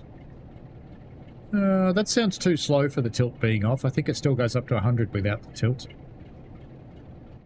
Bad Guy says, I'm honestly not sure. I tried everything to get it to think past 70. It just would not go. Bronco says, I'm curious what the military pack would be. Mostly transport, obviously, but probably tanks. Yeah, my guess would be tanks or armoured personnel vehicles or something like that. APCs. Americans just drive them round on the road. Everybody else uses them for the army. Hello, Transport East Anglia. How are you? G. Dave says, off to Neen Sidings. That is correct. We are. Just keeping an eye out if this is one of the ones with a stop board on the way in, but I don't think so. Doesn't look like it. Are we still going into the right one? Yeah, looks like it.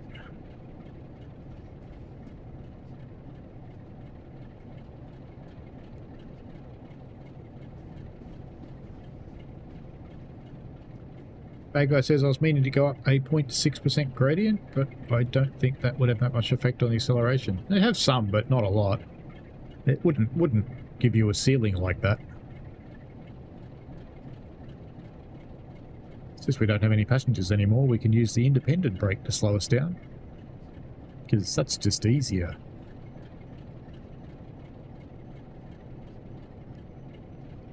Odin Morse, it's always fun when you see a tank on the motorway overtaking vehicles.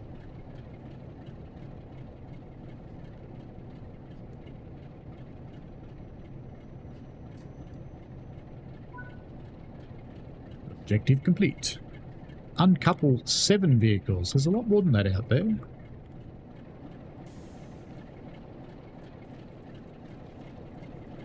One. Let's put the thing on. No, are there really only 7? Okay. I would have thought they're more than that. And yes, it is the first class car that has the light bleed. Plunk. Another successful dive. Well, I have to say that scenario wasn't... There's people in there. Is there people in there?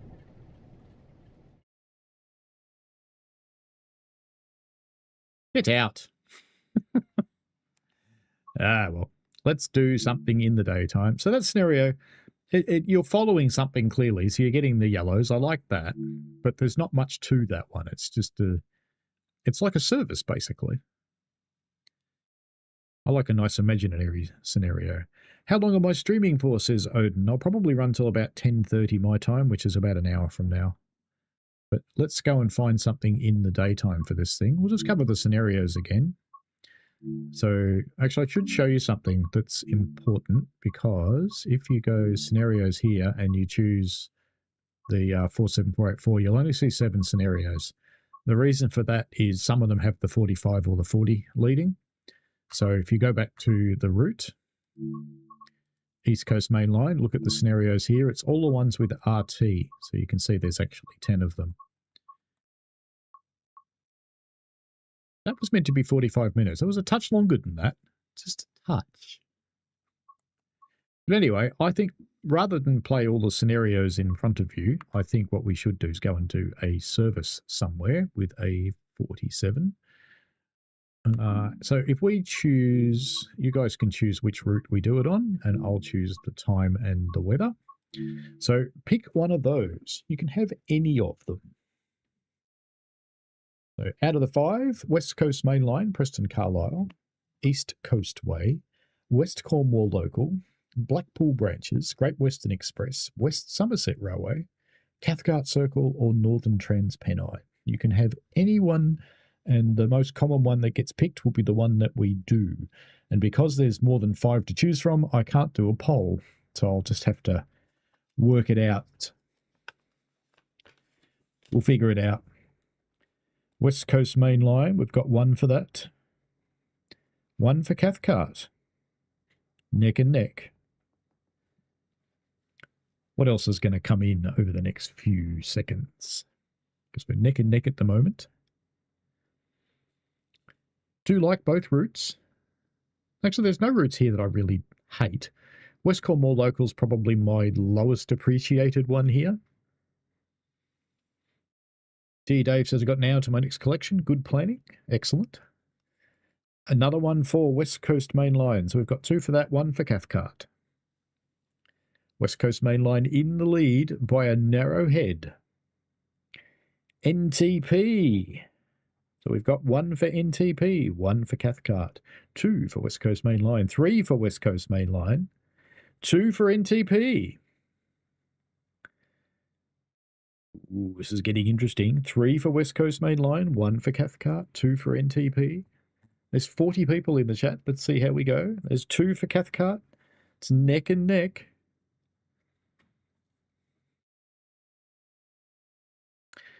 $11:33 a.m. in the UK.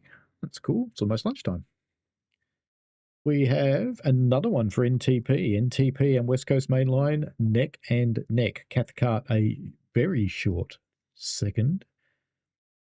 Darth Spectre says, I only own Great Western Express out of all these, so I don't mind. It'd be nice to see something new. Cool. Bronco says West Coast Main Line. That's 4 for West Coast Main Line. That's 5 for West Coast Main Line. It's looking like West Coast Main Line at the moment. Mini Assassin 2K2. Hi, I hope the stream's going good in your day. They bring more Thomas and Friends characters like Gordon, Henry, James, and Edward at some point. Well, I'm tipping if Thomas sells well, then there would be probably things to bring in the future. Bronco says, don't know if I want to spend the 44. Benjamin's Brain and Jar, West Coast Main Line. Lord Dampnut, West Coast Main Line. I think we have a winner. I think that's enough people. Hello, Faramero. Welcome, mate. Welcome. So let's do Preston-Carlisle. I personally like this in the mornings. Ooh, that's a bit long, though. 2 minutes is not really very good. All right. We're doing the long one. We're doing the long one. We'll see if we finish it. This one starts in a yard, doesn't it? Preston to Carnforth. There's 30 minutes. That'd be a good one. Let's do that. That's at midnight. That's no good. I reckon these are all freight, aren't they? Preston to Glasgow Central. So passenger service. And what was the other one that was fairly long? We don't have to play the whole thing.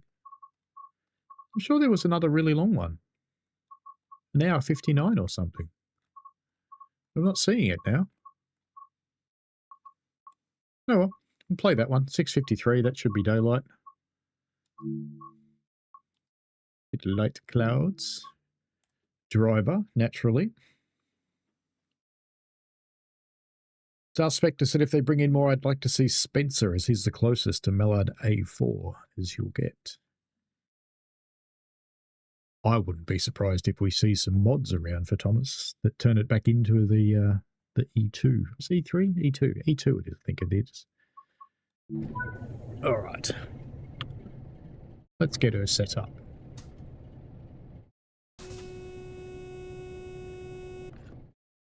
Have we been here before? Didn't we start here yesterday? Some train heat on, even though it's July, because, you know, it's funny. Straight brake. Release that one. Let's make sure you're well off. And master key. We appear to have some wipers happening. There we go. Forwards. Wipers off. And let's go out and have a look while she loads. Did we start loading? I didn't start loading, did I? Alright, let's get that happening. And let's go for a walk. I won't show you the coaches with this one because it might not actually be Isambard Kingdom Brunel's coaches, because we're doing a service. So for the people who joined, I do like the nameplate. There's some nice detail in the nameplate. What I'm not a fan of is that it's furry, shall we say. Good logo, not well represented. Hello, ScotRail. Mine's better. Now that's a proper one. That's one of the Blackpool ones. Actually, no, that's from that mod. Do I still have that installed? I probably do. Probably shouldn't, should I? It's the white wall tyres and the bogies. The white walls do highlight that the tyres aren't quite concentric, but I checked on an older 47 and they're all like that. So it's not really their fault. It's a nice paint job. There's some nice bugs and stuff on the front. I do like to see that.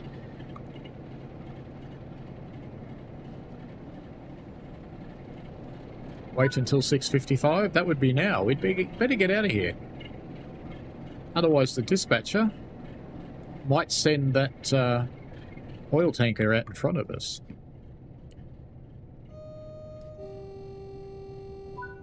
Encourage all our people to get in. There's the guard's whistle.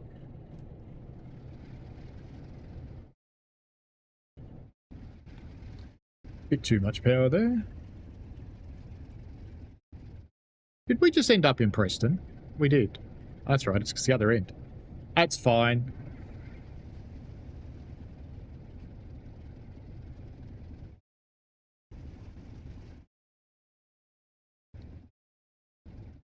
Do you want to see some wheel spin? There you go. Wheel spin time. Whee!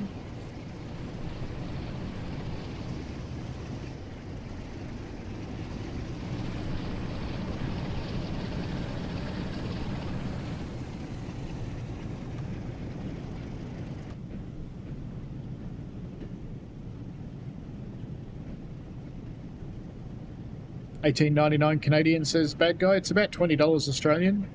It's a 12.99 Great British pounds, I think, from memory.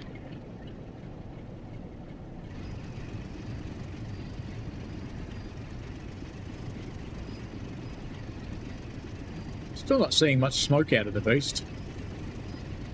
Oh, it's the other way around now too, so we can answer the question about the gauges. There you go. If you're still here, Jamie, they fixed the gauges at one end and not the other. And we've got a fuzzy texture on the mile thing. G. Dave says correct damage repair to the head code box. Let's have a look. Oops, let's try the other three.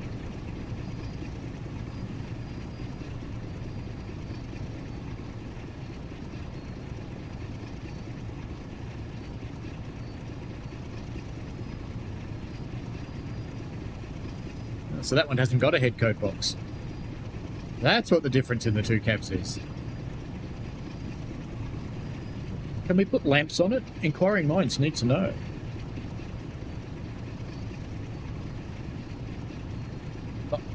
No, we can't put lamps on it.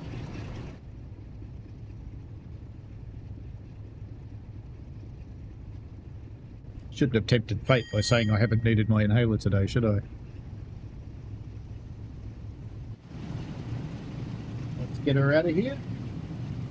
Let's get a lozenge. We could do some ASMR.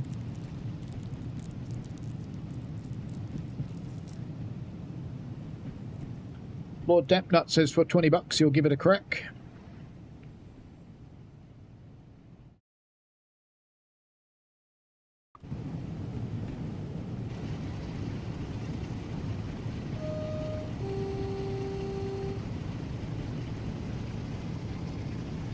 Smoke! It's got smoke!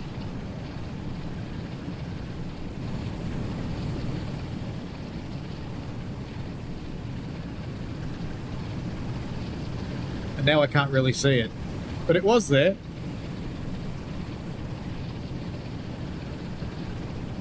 Oh no, it's there again now. Let's go down a bit lower.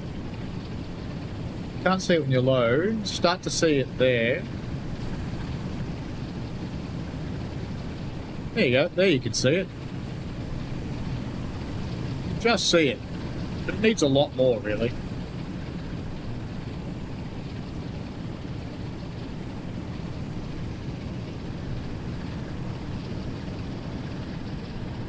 It should be absolutely barfing the stuff out at the moment. That's a bit quiet, isn't it?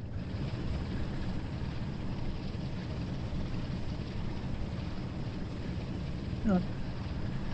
Oh, it's already open. Off we go to Lancaster.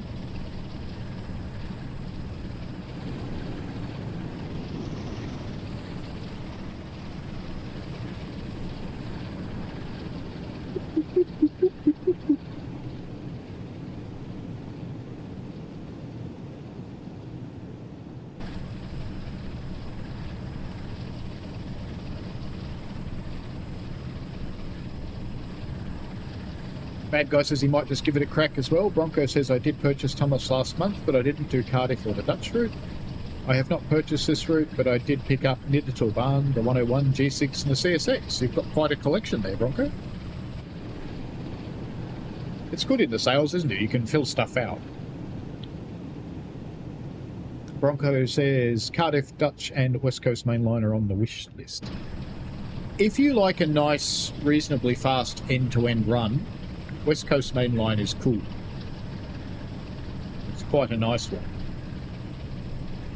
Let's just get our wiper parked. Come on, park. Go up there. Go on. Go up there. Good. So I like West Coast Main Line. The Dutch route is well done, well executed, looks nice. It's not my kind of run, but it is a good route, and I certainly see a lot of people loving it. And I think Cardiff's my kind of thing. I really like Cardiff.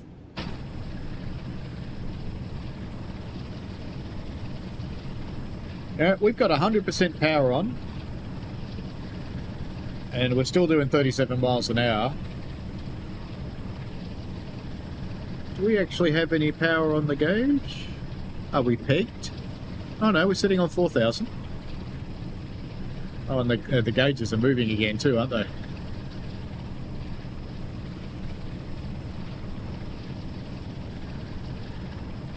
I wonder if we're slipping. Let's bring the throttle down a bit. Let's see if it accelerates now, because it got up to 38 miles an hour and it wasn't really accelerating beyond that. It is a heavy train though, I've got to admit.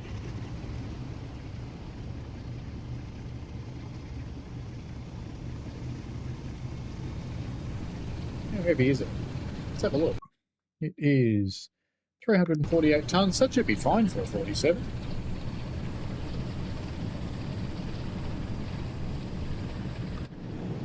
Are we slipping?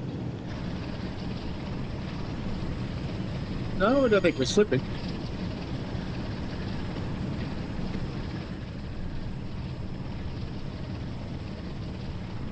We're just struggling to get any speed.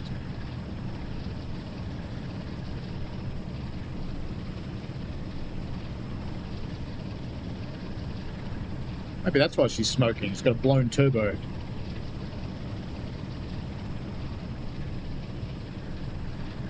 Bad guy says, if you talk to the doctor at all about the cough. I have. That's why I've got an inhaler. My cough comes from inflamed lungs, which is a leftover from getting a very bad bout of COVID about, it's probably a month and a half ago now. It actually literally knocked me off my feet. I spent 4 days on the couch, alternating between boiling and freezing.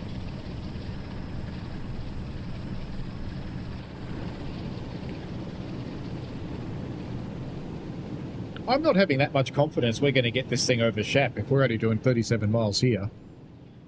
We're going downhill now. We'll see if it accelerates.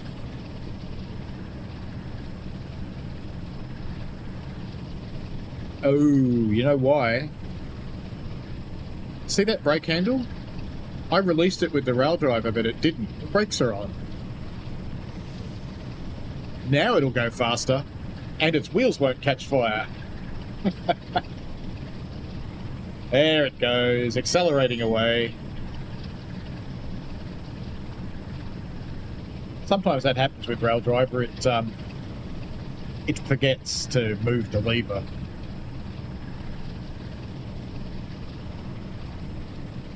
Florian says, I want this purely to get the IBK, the Isambard Kingdom Brunel. So it's IKB, I would have thought.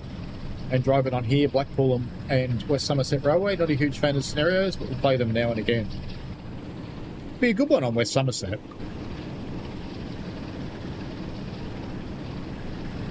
It's kind of funny, I didn't used to like West Somerset. And then it got an update, and I kind of liked it. And then I visited it, and I liked it.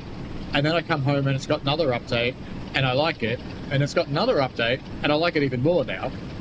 So it's just how things change. We are now properly accelerating.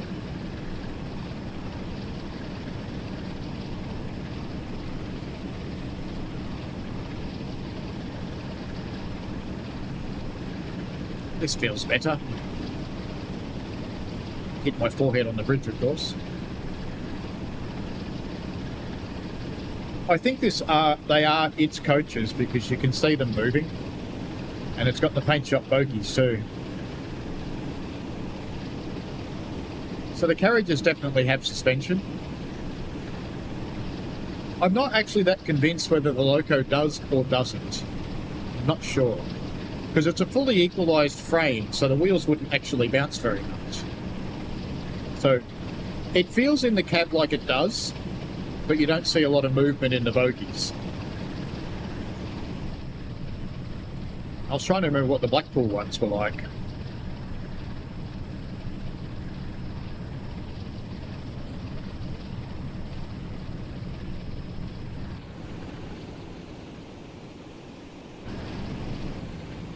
Oh, that worked well. That's better.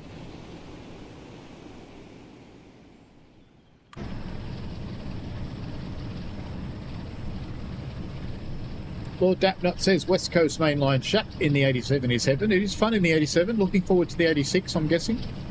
Bronco says I did purchase Mild May when it came out. Loved UK routes. That's cool. I do like Mild May too, actually. And it's getting a free update. So it'll be a little while because it's being developed, but it's on the cards. David Stevens says I got the Metrolink F59P HR Loco add-on and the London Overground Mild May Stratford to Williston Junction, soon to be Stratford to Richmond route add-on for Train Sim 5. Got them both last Sunday. That's good. So you'll be happy to know, David, that Mild May is getting a free update to Richmond. Darth Spectre says we're really going now. We are. We're actually starting to approach the speed limit, so I should probably behave myself a little bit. I wish they'd update all the routes with Mitten World cows. That would be good.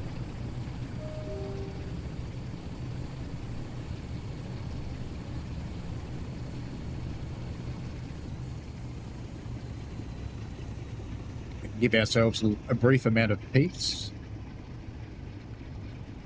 David says, still driving the London Overground Mild May add-on. Moment getting used to the route. It's a fun route.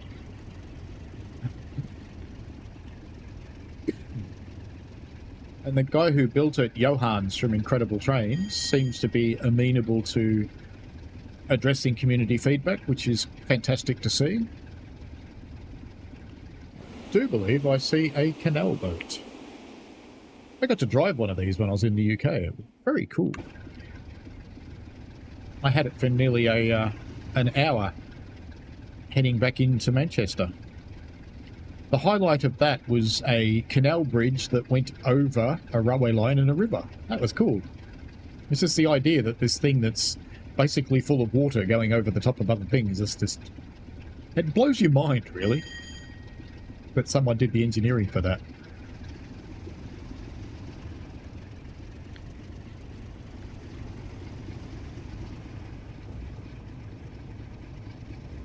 You see what I mean? It feels like it's got suspension. It bumps a bit when you go through the points.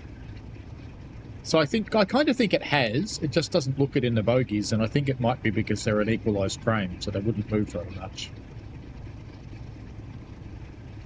Lord Dampnut says I got Mannheim. It's quite a good route when you get into the windy bits. Windy bits, yeah, windy bits. Windy bits is probably it. Ryan Camilleri, welcome to the stream. I said I like the Southeastern High Speed, excellent variety, heaps of value. Added the Class 37 and the Thameslink 700, it's great. You also get the 375, 395, Javelin, the 465 and the Class 66. It is a good buy, that one. There's quite a bit to play with on it. I think if I was going for UK routes, my all-time favourite is still Brighton Main Line. Still the busiest line in the game. Struggles with passengers, but the trains are good. G.E. Dave says, Loco break on. Very well observed, G.E. Dave. Absolutely correct, it was. Bronco says, I do love the London routes. The overground routes are great. ScotRail routes are great as well. I like Cathcart Circle a lot. Fife Circle, I like the bridge. But it's that big, long kind of not many stops, time for run that if I'm playing on my own, I probably wouldn't choose. If I'm streaming, it's okay, because you've got the chat. Did I put on the AWS? There's a question. Let's just turn the throttle off. Yeah, I did.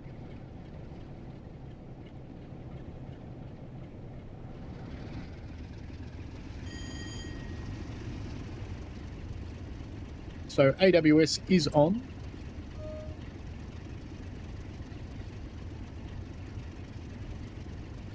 Bad guy says, that suck. Bronco MBA says, it does. The thistle I noticed changes colour based on the season. Yes, it does change on this route. It does look different at different times of the year. I often run it in summer like I am because it's prettiest in summer in my view. But that's a very subjective thing, of course.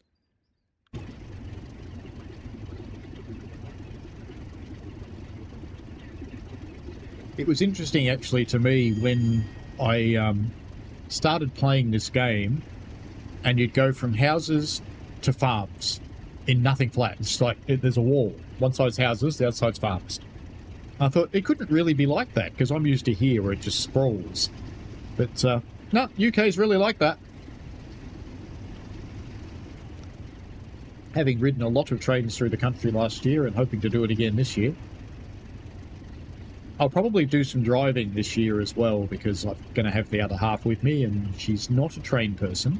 She'll put up with a few, but it won't be like I did on the other trip where it was all trains except for the occasional bus.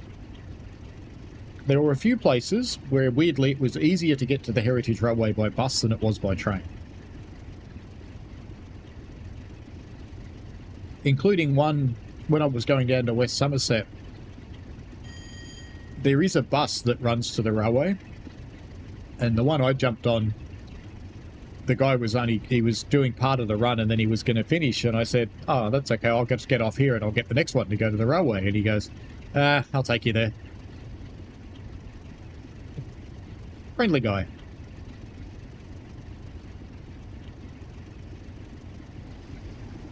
More beans. Actually, I know what we should do. Let's put the throttle off. Let's go outside. So you can hear it go. And I'll shut up while I accelerate it again.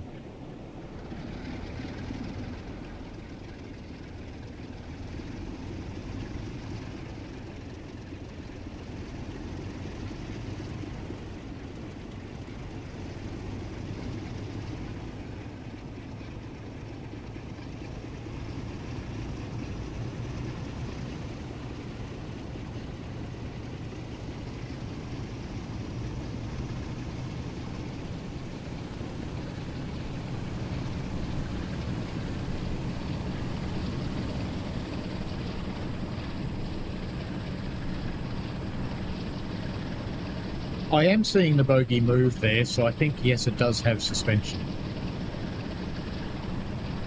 And if you look at the wheels, you see this lack of concentricity. I had a close look at one of the other 47s, one of the other Blackpools, and they're like that too. It's just emphasised in this one because of the white walls.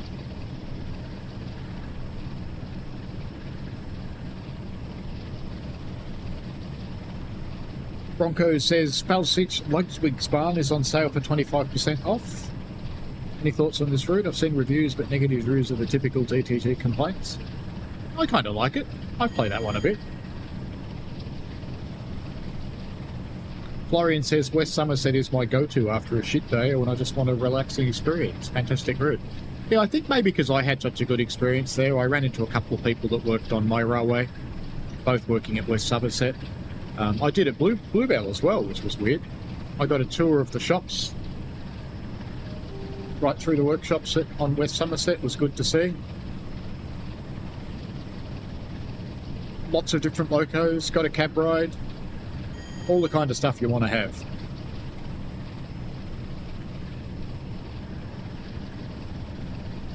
Stayed at Minehead, which was really nice. I think the only negative at Minehead is there's not a lot of variety in the food you can have.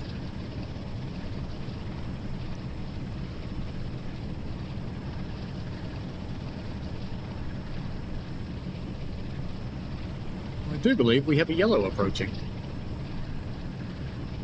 We do indeed.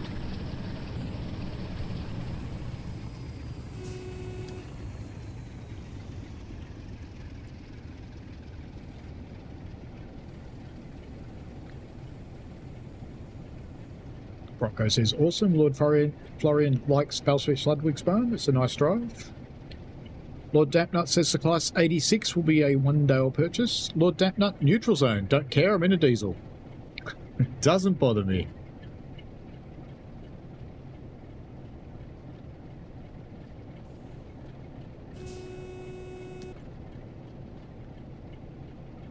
Darth Spectre says, I once dreamed of taking those boats out on the open sea.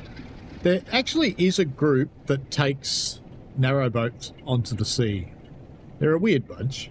There's a couple of videos on YouTube of them going. They just flop around all over the place. It's ridiculous. But they don't seem to sink. That's good, I guess.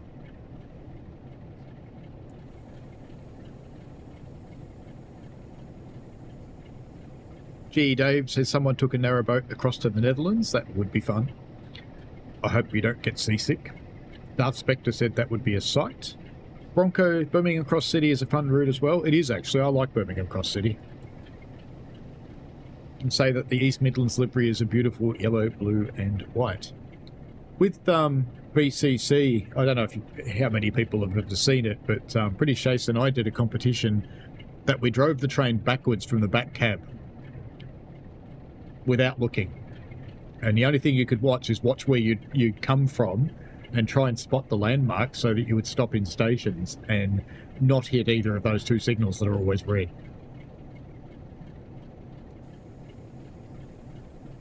That was a good challenge, that one. We did that as a side-by-side on Dovetail's challenge. Luke says, do you play US maps as well? I definitely do. I really like Boston, both of them. I like the original Long Island better than the second one. I do like New York Trenton. I think that's a fun one.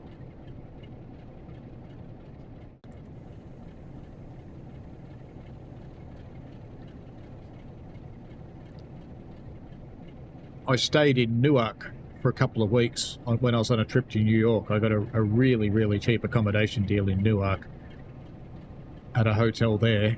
So I stayed there and just used the path every day. I went in once on the Amtrak train, went in once on a New Jersey train because I could. I used the path because it took me where I needed to go because it was really close to where I was heading each day.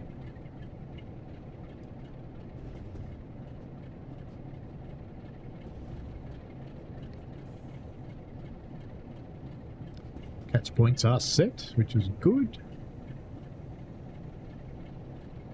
So we come sliding into Lancaster, which you will all be surprised I'm not Nebworthing. Bronco says we take the train to Washington DC. It's easier than driving. 4-hour train ride from our house. Use Uber in the city. Yeah, it's a good option. In the right places in the US, trains are a really good option. Bay Area's got really good public transport. New York has really good public transport. Sounds like Washington does.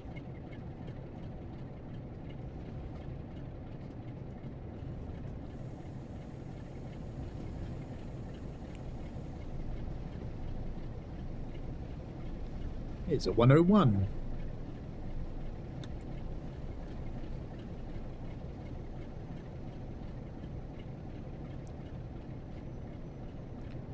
Well, Decknut says nice. And then Nightbot started saying things. That is true, Dave. It is Oxenholme on this route. Poor Tintin. He just can't seem to get that station right, can he? Now, that's a haircut.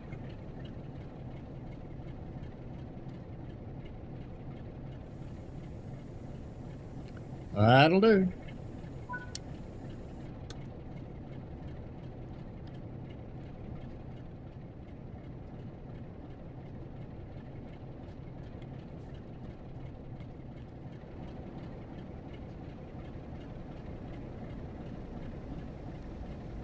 Need to know which one is it. Orange one. We'll take a chance here. We could get trapped in this place, huh? Ooh, that was close. It's time for my train to go too. I think I'm probably out in front of the pacer.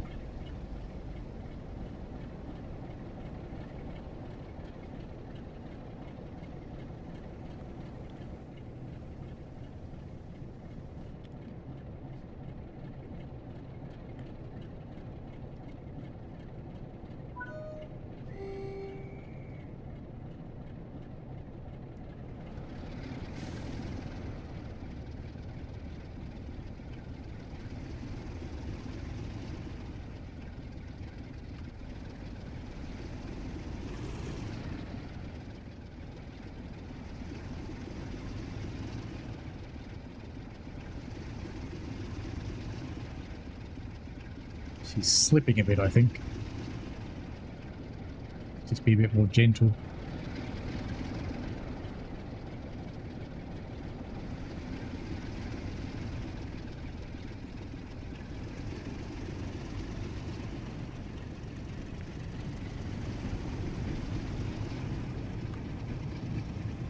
It is a low frame rate, 38. Thought it felt a bit low.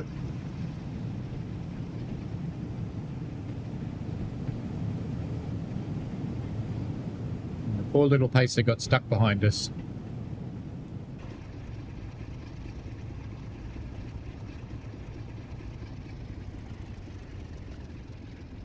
Once again, YouTube's popped up and said, now would be a good time to insert ads.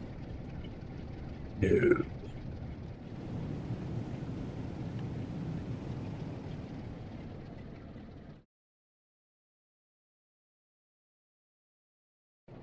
Ooh, timing.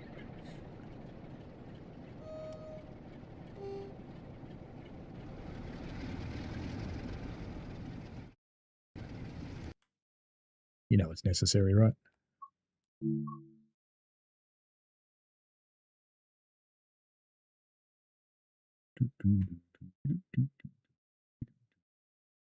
think we might go up a bit.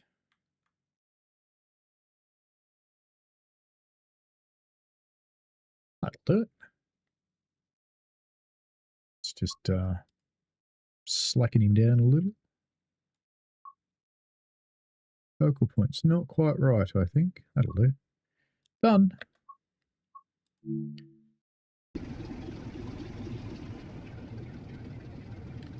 Axolotl Gamer, you've been watching shorts. Fair enough. When you make videos on your channel, you keep ads off. I let them run into videos, but in lives I tend to, every time Google wants me to put one in, it's kind of like, yeah, nah, I don't do that.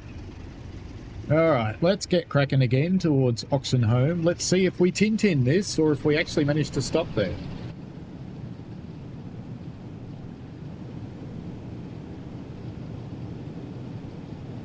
You can see the hose detail. No shortage of hoses there.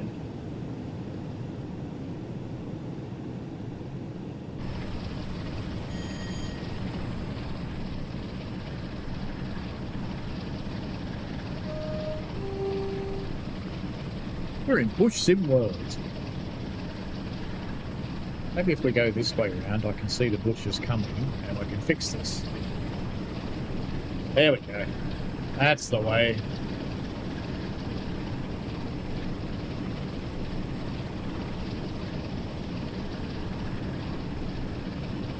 G Dave says, I thought you'd lost the train.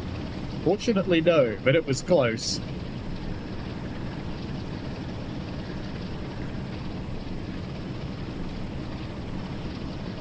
I can see why Tintin misses Oxenholme, because it's just far enough that you get lulled into a false sense of security, running at full speed. 3-star Reds, hello to you. Nottingham Forest doing well in the Premier League. Oh, fair enough. Great new content being released on Train Sim 5. Life could not be better. Definite purchase for me, this one.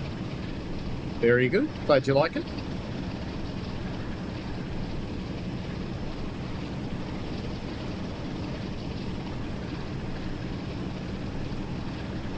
I like that it's another way to get 40s and 45s if you don't already have them.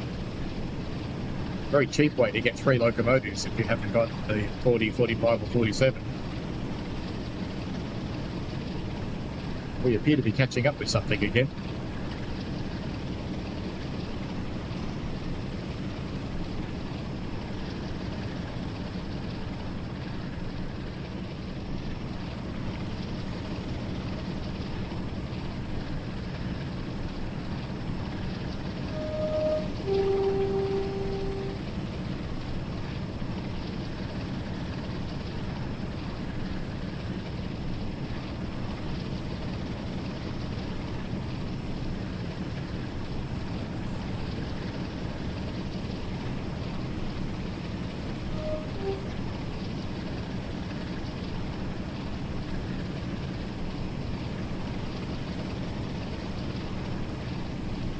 Axolotl is part of the New South Wales Transport Heritage Society. It's cool. I work on a heritage railway. I am a steam locomotive fireman who occasionally gets to drive when his driver's in a good mood. Or his driver just wants to fire. That happens. I had one not so long ago and the loco was a bit sick. And I was managing to keep it at about 150 pounds. Normally we run at 180. And he wanted to have a go and see if he could do better. So I drove while he didn't do better. I was actually quite proud that he didn't do better, to be honest, because he's much more experienced than me. And it made me kind of happy that I was doing as well as him.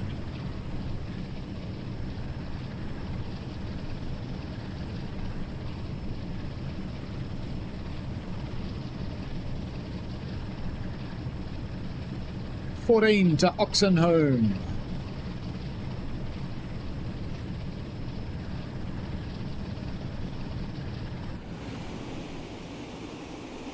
See, I live here. There'd be a webcam pointing out that way. Just saying. I'd have a permanent streaming YouTube channel running the webcam. That'd be awesome.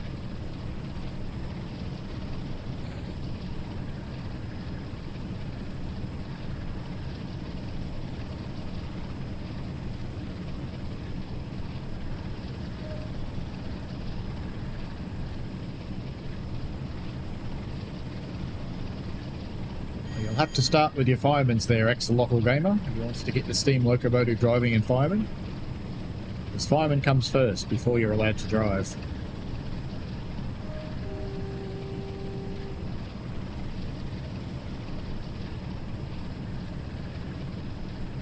$12 to Oxenholme. 3-star Red says got the Transpennine route fairly cheap and then added Great Western for just £4.99 the other week, so this will stick quite nicely with those two games. I'm guessing you're a PlayStation player. I did notice that PlayStation, while it doesn't get many sales, when it gets one, they're awesome. So cheap. I'm sad that you don't get a lot of them. I mean, Steam, we get tons of them all the time.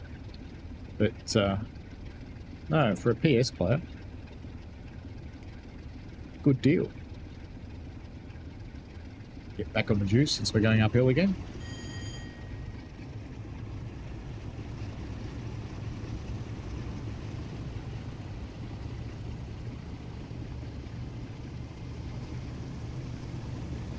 Starting the foothills climb.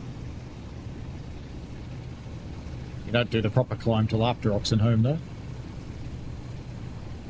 Ryan Camilleri, Xbox misses out. My wallet is full and the sales are rare. Oh, I've got Xbox as well. There's about 4 or 5 sales a year on Xbox. It's more than PlayStation.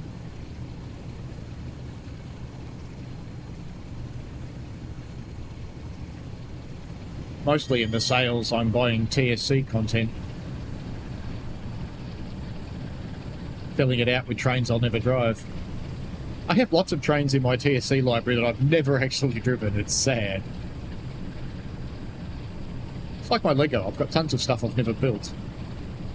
One day. In the meantime, it takes up less room in its box.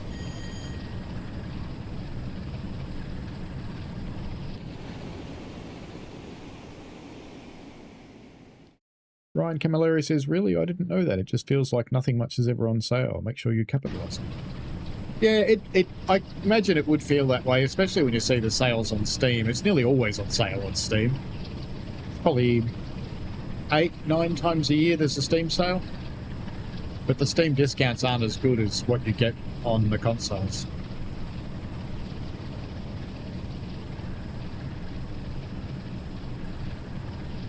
There's a neutral zone around here somewhere, but I don't care. I'm on a diesel. 8 to Tintin.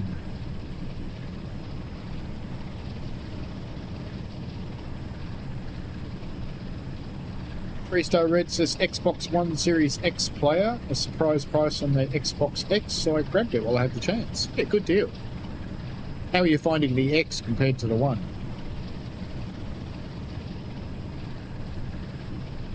I have an X and an S side by side. The X is the one I play and stream on, and the S runs the beta. Not that I've had much time to be in that lately. Level 5. G Days wants to get Mittens next stream. I really like Mittens. It's different enough that it's so much fun, even though it's a single track. You look at it and you think the timetable's not very busy, but it's a lot of fun to drive. It's challenging, and there's just fun things like cows. It's just a novelty. And the crocodile's cool. I particularly like the announcement of the green crocodile that's coming. And the green carriages that are coming too, because that's just going to be a quiet, peaceful relief in a sea of red dostos. You see these green carriages trundling around. It's going to be awesome. And another crocodile could never be a bad thing. I'd love it if they made the old crocodile that's got side rods. That would be even cooler. But this one's pretty cool.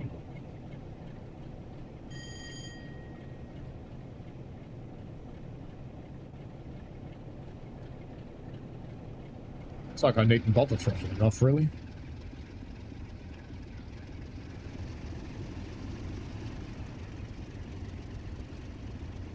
Three-star Reds, love it. Says, cannot wait for the Great Western upgrade. That shows a lot of promise. I think that will be excellent. If I had the time, I would jump into the beta for that one, but I just haven't got the time at the moment. There's just too much other stuff going on.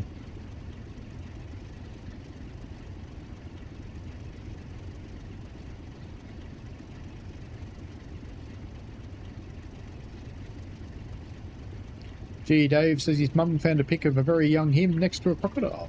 Yeah, very cool. See, these cows here... Where'd they go? There they are. These cows? Boring. Low resolution, boring. We need Mitten World cows. They need to be everywhere. Axolotl asked, do you know about the GWR 2600 Aberdare? Sounds vaguely familiar. Let me just throttle down so I don't miss Oxenholme and Google it.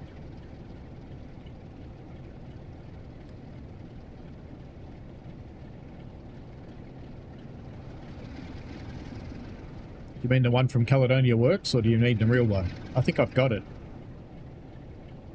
Benjamin's brain in the jar. What is the pictures with the dials on the other end? Oh, it's actually happening at this end too. You see it occasionally.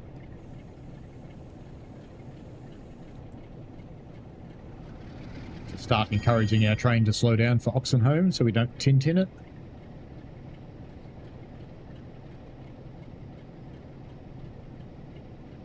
Even though it's 3.8 miles to go, we can just let gravity do its thing and slow us down.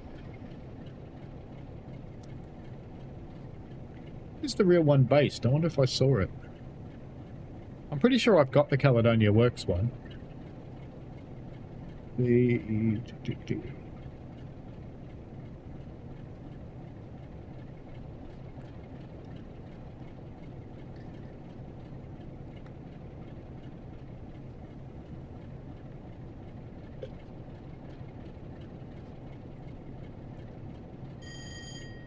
Is there one in preservation? So nothing's coming up, so I'm not sure. Lots of models of it. Loads of models of it.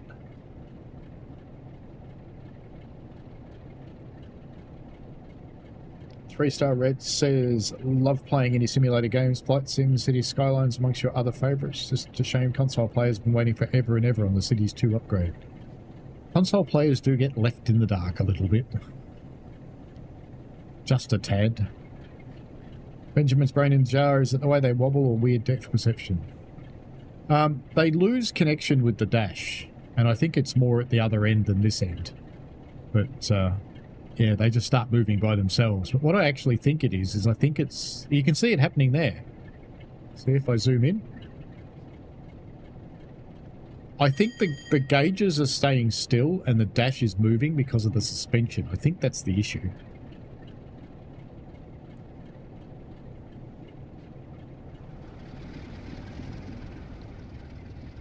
Neutral zone, watch out for Klingons. Axolotl says, no, they're all scrapped. Last GWR 2600 was scrapped by British Railways. That's a bummer. They're a pretty looking loco. Maybe someone will make one. After all, they brought back the peppercorn. And there's people building the T1 in America. I look forward to that one being finished, actually, because for many, many, many years, the fans of the T1 have said it's faster than Mallard. They'll be able to finally prove it. We'll find out whether it is or isn't. If it's allowed to actually do a speed run anywhere, that is. But, you know, Americans like a competition, so I'm tipping it'll happen.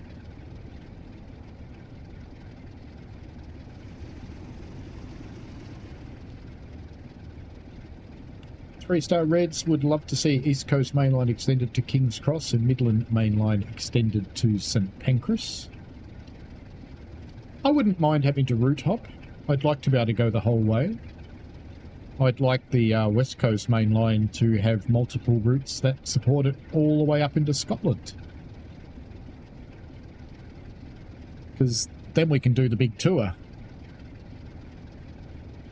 And I wouldn't mind having to route hop, so get to a station and finish there and then route hop onto the next route and take off again in the same train. That'd be cool. Three-star Reds, I always said that one. Axolotl said they are, and I wish the GW Society would build one. The Bluebell Railway rebuilt a locomotive. They used one kind of loco to build another one. One they had several preserved versions, and the other, what they turned it into, they didn't. I can't remember what it was, but it was... I saw it just as it was coming out of the shops to do its steam trials.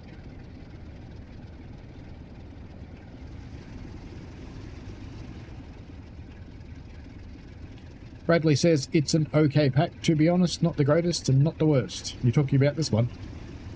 Darth Spectre said we're running behind schedule. I'm always running behind schedule. And would like to see a London-Nottingham route. G. Dave says I'll be leaving the train at Oxenholme, end my 3.5 hour break to get my next collection. Oh, that'll be cool. Enjoy the rest of your day, Dave. Thank you for joining in and watching and being part of the chat. Highly appreciated. Transim World says, was a boiler of Aegean Atlantic. I didn't know you were still there, Jamie. Been there a long time. And used that plus a spare tender to build Beachy Head. There you go. I took lots of photos of it. And everybody's going, you mean Beachy Head? And I go, yes, I do. But that was cool. That was just a really good example of how a bit of thinking outside the norm led to what is effectively a resurrection of a class that had gone.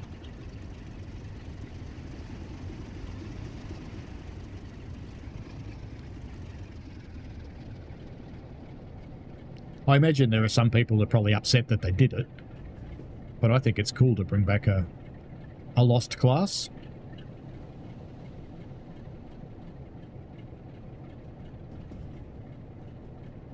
I'm coming in peacefully because I am refusing to Tintin Oxenholme.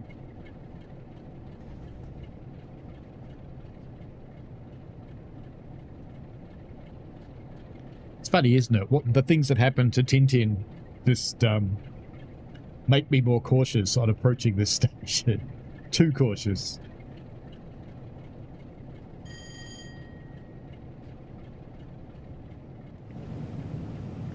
Then we're going to take the big beast over Shap. See how she fares going up the hill.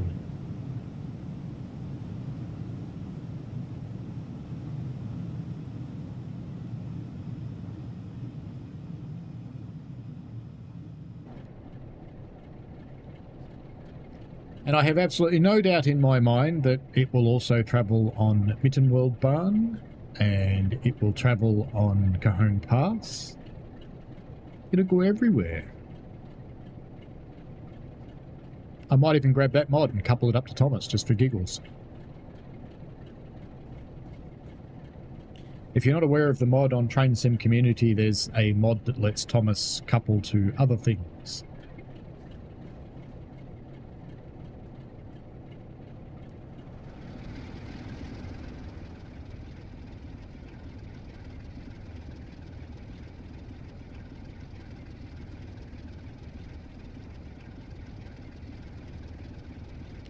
next lot of gamers said we need a new LBSCR E2. Ah, Thomas. We have a Thomas. G. Dave says, how about turning a 37 into a baby Deltic? Ah, I'll need a link for that one. If you happen to be on my Discord, chuck me a link. I'd be curious about that one. I keep forgetting Oxenholme's uphill.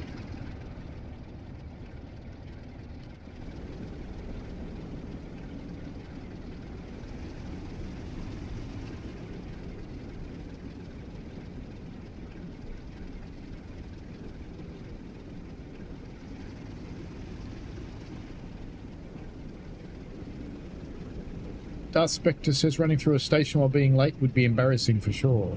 It would a bit.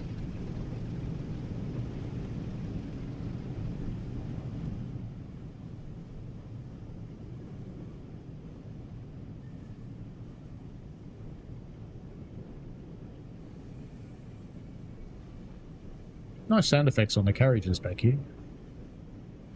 Oh, I think that'll do. We're all in the platform.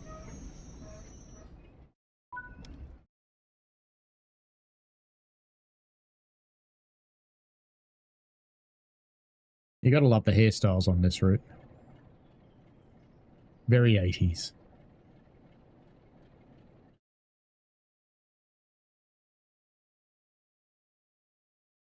Ryan Camilleri says, sorry, newbie here. What is Shap? Is that a pass or something? Oh, you're about to see Shap. Shap is one of the steepest gradients in the UK, which is a country not known for its gradients. The gradient on our railway is steeper and a lot of fun to fire.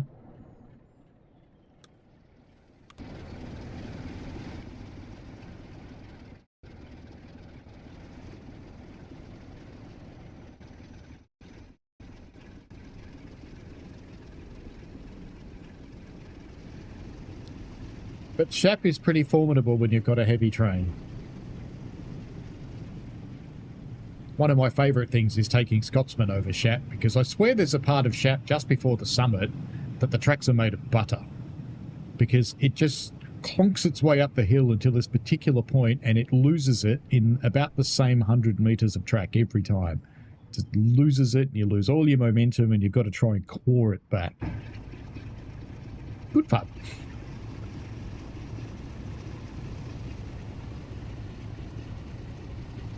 Three-star Red says, Preston-Carlisle, this is to be my next big DLC purchase. The graphics are awesome. They are. It's a really nice route.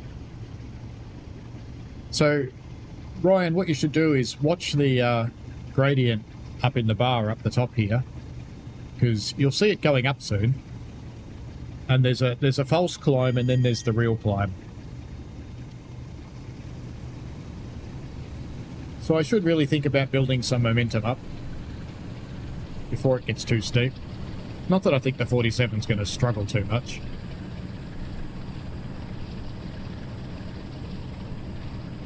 Bradley says, it's a massive hill. That it is. Darth says it would be nice to see some passengers sprinting to the train if they're a bit behind.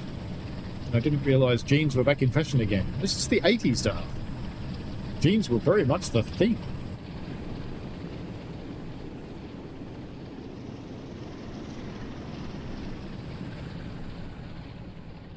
Is it here?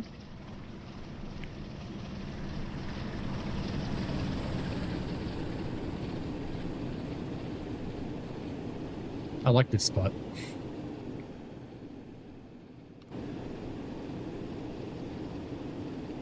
There's a lot of distant scenery as well.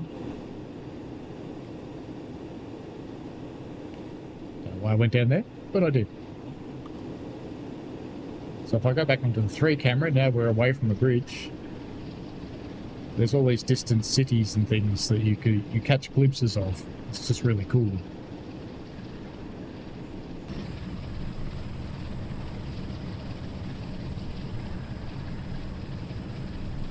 So while the gradient's down a little bit, hopefully we will keep accelerating. We are, by the looks of it, very slowly. 3-star Reds, is there any route they could use to take in Windermere? Funny you mentioned Windermere, because I know Matt likes Windermere. never know. Lord Dampnut says it loses momentum. Oh, that's weird, because I've done both Scotsman rail tours on West Coast Mainline Shap without that issue. The rail tours don't do it. Spawn your own Scotsman in with a big consist. It's got to be a proper consist. You've got to give it a challenge.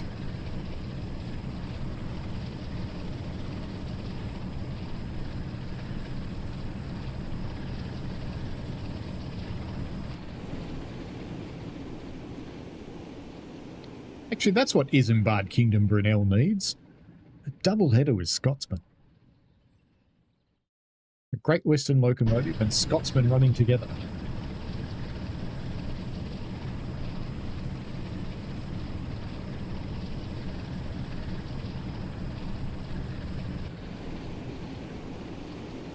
These are the kinds of things I like. The little line-side hut that's been smashed in.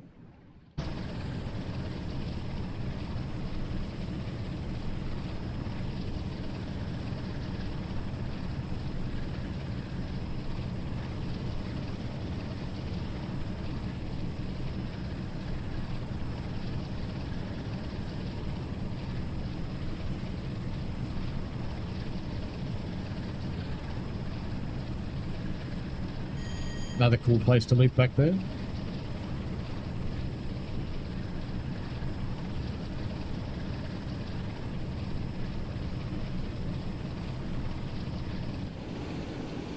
Tree Sim World.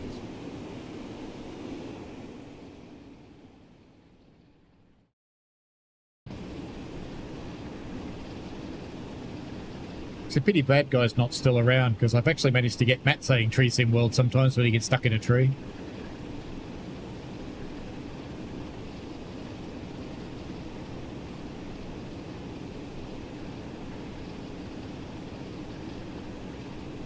Oh, it got fixed. Or did it? Oh, no. No, it didn't. Oh, yeah, they're back. Oh, it must be a LOD thing. The wires disappear.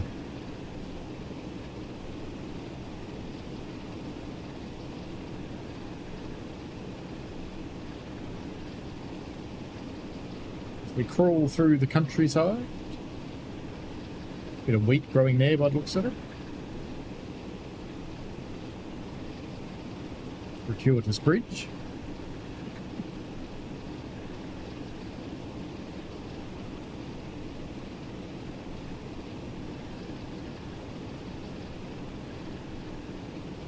I wasn't going to run the whole service, was I?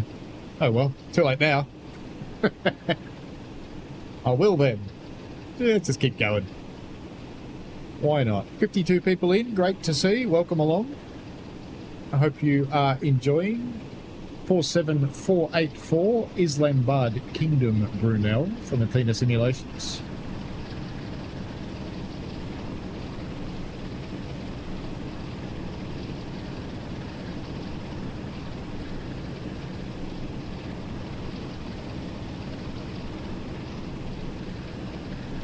We're up to 73 mile an hour now, so I don't think we'll struggle to get over Shap somehow. Would love to see some more smoke on this thing, I really would. Need to.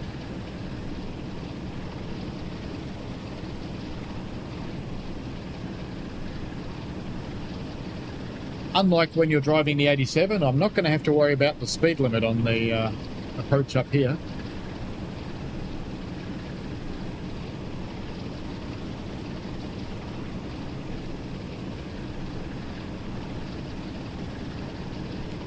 Sam's Train official says they did a historical setting for Windermere. They could add in the lovely little peppermill tramway at Burnside. Had little Ruston operating it with a couple of wagons. It'd be cool to see a little tramway in the game, even if it wasn't drivable. If it was just a little narrow gauge thing sitting there, that would be fun. Bronco says, I love the commuters, but routes like this can be relaxing. You mentioned PS5 sales. It's definitely tricky. When they drop on sale, it makes it difficult not to go crazy. Yeah, I can imagine that. Bradley says it needs the new Just Trains flag. Yes, very much. It does. It's behaving like an Evolution 6 Euro diesel. Clean.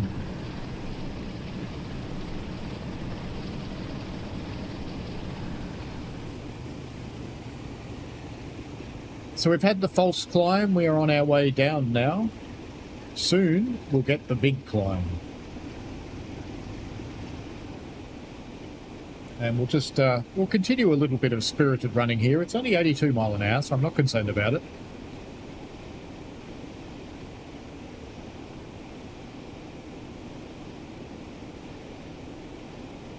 I'll just distract people with the horn.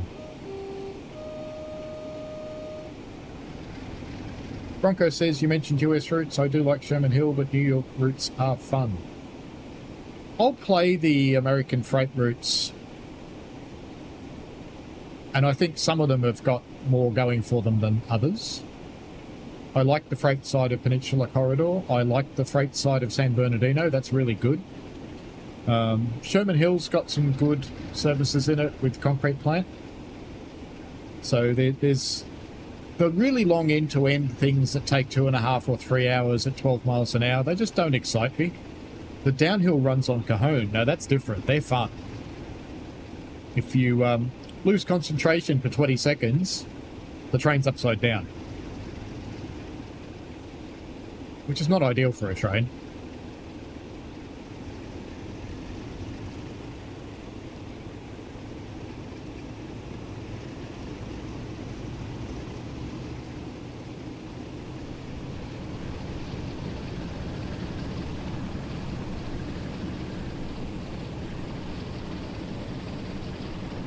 Darth Spectre says the train is a beauty. It has got a nice livery on it, that's for sure. Just the right amount of dirty. I like that. See you later, Axolotl. Have a good night.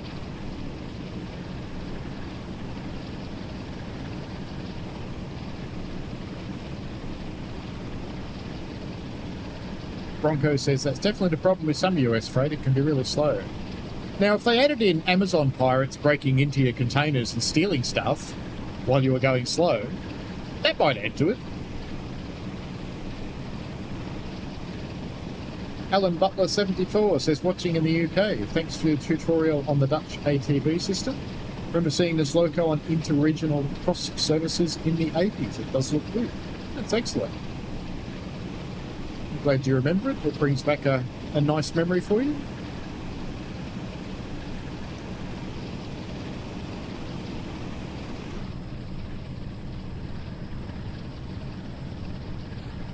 I like these classes of loco because you've got the big windows. It's a nice change from the narrow slits of the electric multiple units.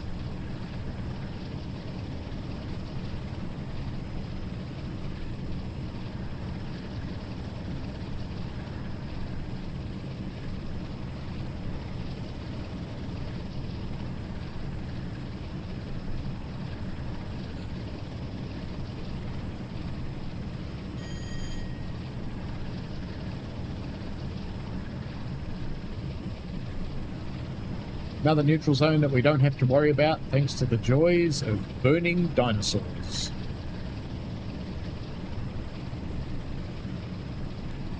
Ryan, if you're still watching, you may have noticed the gradient has started going up. Keep an eye on it.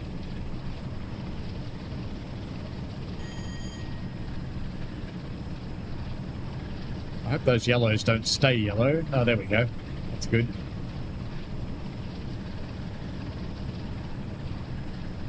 Darth says, I'm loving this route so far. You might actually get it. Yeah, I think it's a good one, West Coast Main Line.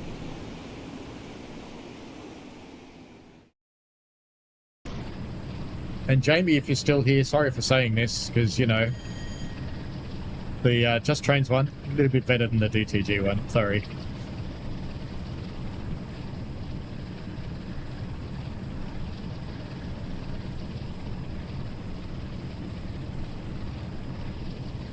So we start a fairly long, gentle climb, and then we get into a steeper one. 17 miles to Penrith, which is on the other side.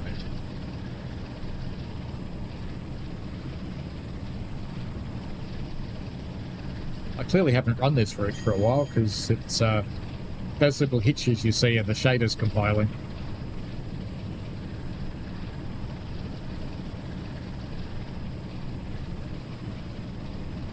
Sam's trained official says I never had to go on a 47. I moved to 26, a 27 and a 37 around though. That's cool. Where did you do that? I'm getting into the proper gradient now. Darth Spectre didn't realise that I was in London, Victoria going really slowly, that you actually lose power at some junctions and points. Yeah, you do, very much. Yeah, don't go too slowly because you'll stop.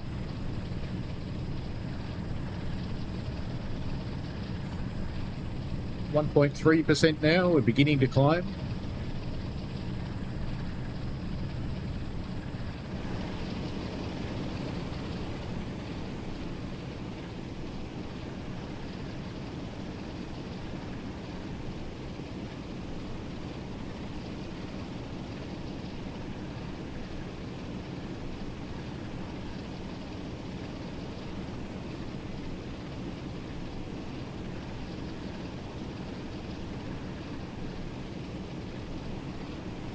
Oh yeah, the tower with the weird lods.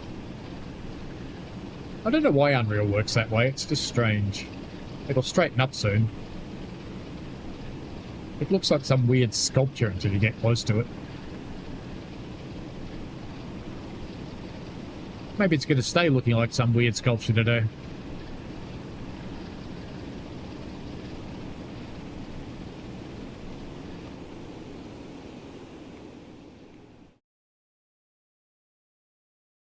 Maybe it just is some weird sculpture. It looks like a... Oh, I know what that is. That's a wall sticking straight up in the air, isn't it? Oh, that's funny. I'd never realised it was a wall before. Never mind.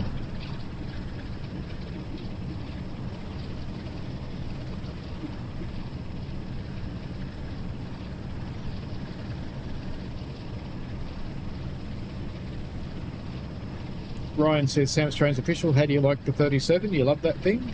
It's possibly the rock you're driving. Darth Spectre says, luckily I have enough momentum to reach another power point. Oh, you got to lean out and plug yourself in. Sam says, one of the Scottish preserve lines, that narrows it down. Does a little. And Darth says, happens when you spend too much time taking in the environment. The environment can be fun. Oops. Bush Sim World.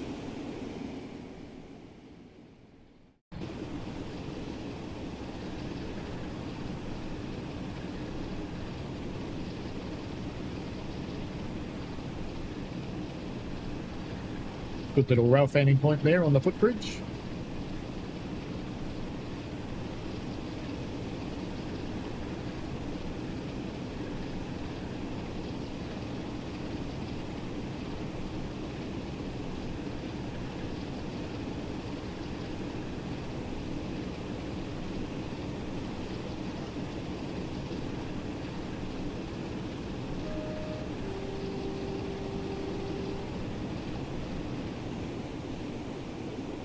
Now that's the kind of clag it should have. Like that.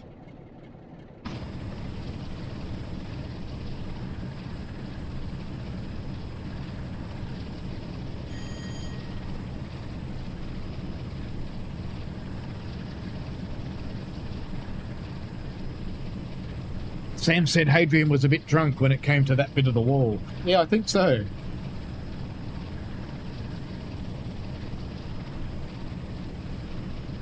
Darth Spectre says, rule is a real feat of British engineering in those parts, or a tiny boat. Could be both.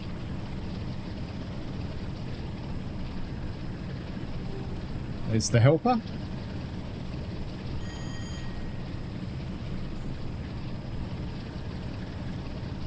There's the Greta Thunberg factory where they make Gretas.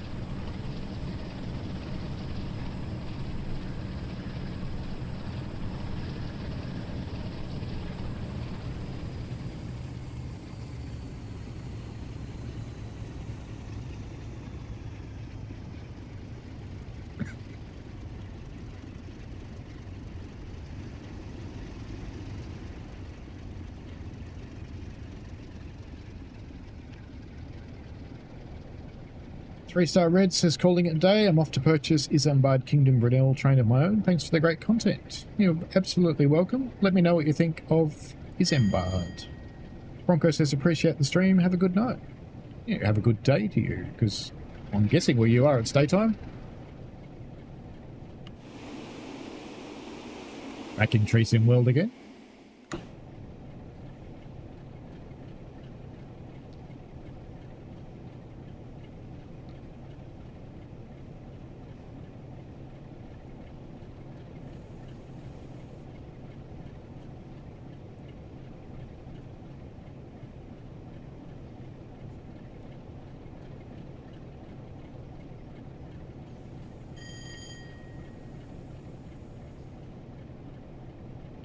Joshua says 40 or 45.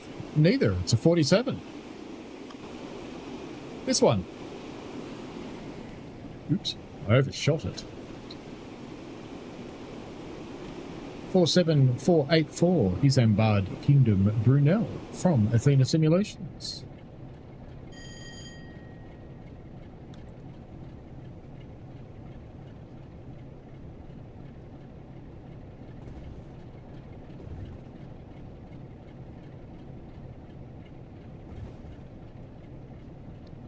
.4 down to Penrith.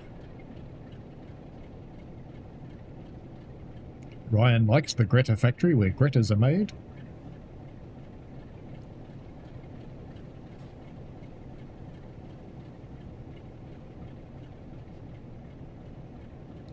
Whenever I get greenies hassling me on the steam engine at Puff, I usually just tell them it's a hybrid.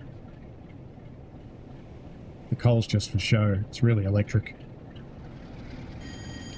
The occasional one believes it.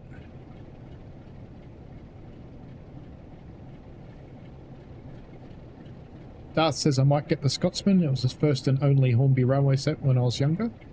In the Hornby set it probably said 4472, whereas now it's got its real number.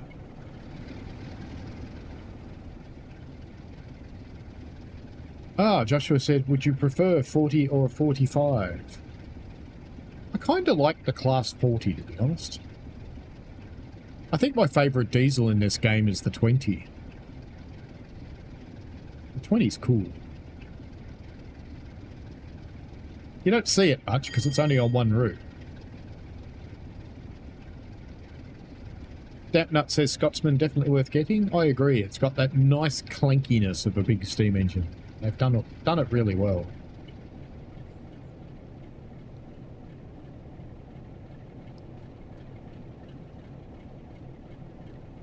Sam's Train Official, the white wall wheels really work with it. It's good when they do that to a random Mark 1 in preservation. Makes it very nice looking.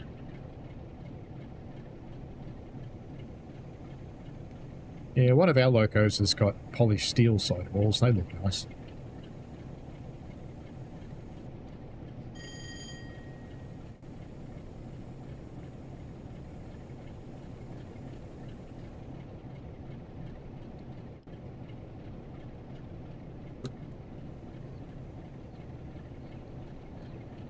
Bradley says the 45 really piques enthusiasts' interest. I would like to get a Deltic in the game. That would be excellent. But it has to be properly loud. It has to hurt your head.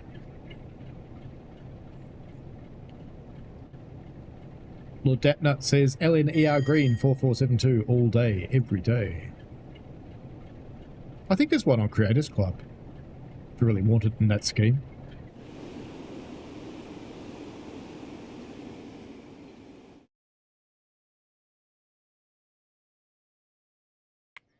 What do you think? I am a child. In case no one's noticed.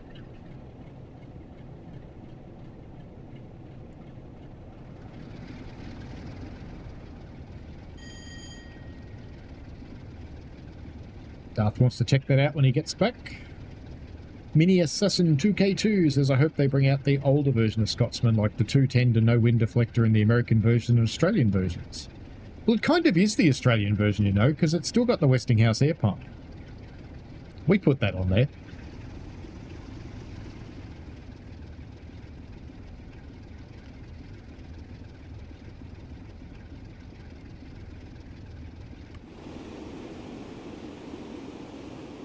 I think it's mounted in a better place than where the Aussies put it. We kind of ruined Scotsman's look with that thing.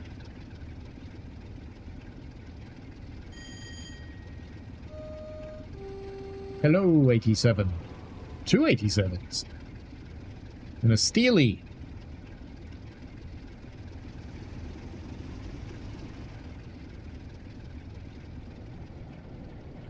Definitely has suspension after that big jerk.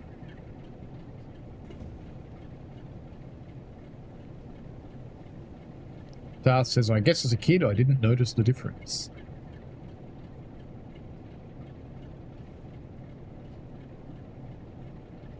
Scotsman's probably one of the luckier engines in the world because it's survived being scrapped 3 times. It survived an attempt on its life in the UK, it survived an attempt on its life in America, and it survived another attempt on its life in Australia.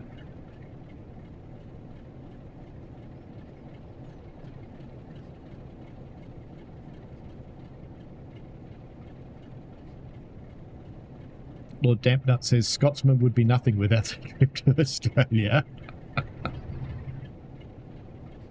Been down under, mate. Learned how to bot a durry. Found out VB comes in bowls. Lord Dampnut says, been watching the cab motions, they've been random like it does have suspension. Yeah, I think it definitely does. And, I mean, these bogies are equalised. So you just wouldn't, you really wouldn't see them move very much because they're not meant to. They just absorb things. Oh, look out, gratuitous spread shot. Got to do the gratuitous spread shot. Can't miss that.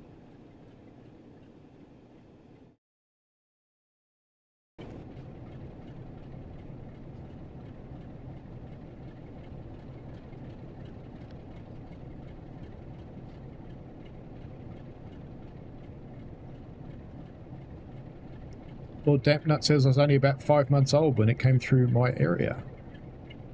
I went up to Sydney to see it with my dad and my younger brother. And I have photos of me with it somewhere. We actually got in one of the Sydney papers. My dad kept a copy of it. I've no idea where that went. Probably in one of the photo albums. But, me and my curly-haired little brother up in the cab. I don't remember ever getting in its cab, but there's a photo of me in the cab, so clearly I did. See, my train disease is my dad's fault. Because he had a train disease too.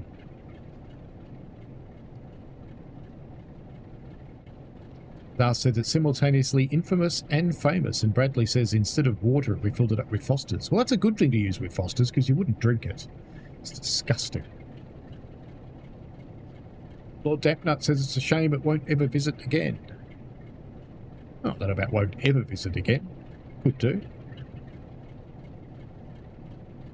Lord Dampnut says the documentary they filmed had a scene of it and 3801 charging through your town. There was also the, there was a 4-way race. There was R766. Was it R766? Or was it, no, it was a normal R class. It was a broad gauge R class. And Scotsman and 3801 and a little engine. I can't remember what the little one was, but they were doing one of their Railfan races, you know, where each one gets to be in the lead for a little while and the visitor mysteriously wins. It's almost as though the signals were set against the others. Conspiracy.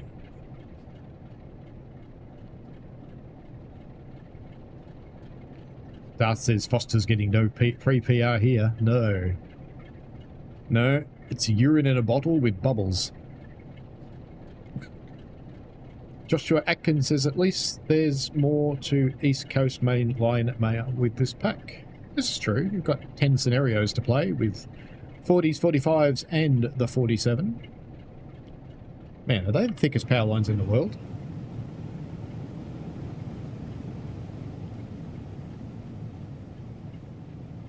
They're thick.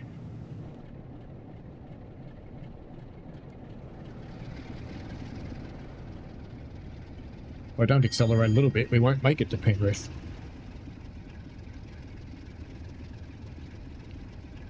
Florian got this disease from his dad too, highly contagious. Bradley is correct that it only adds scenarios to East Coast Main Line, but it does give you 10 new scenarios to play. Service-wise, it turns up everywhere 47s do. And I think I mentioned earlier that while playing with it in one of the earlier builds, I actually was driving it and I had it pass me on the other track.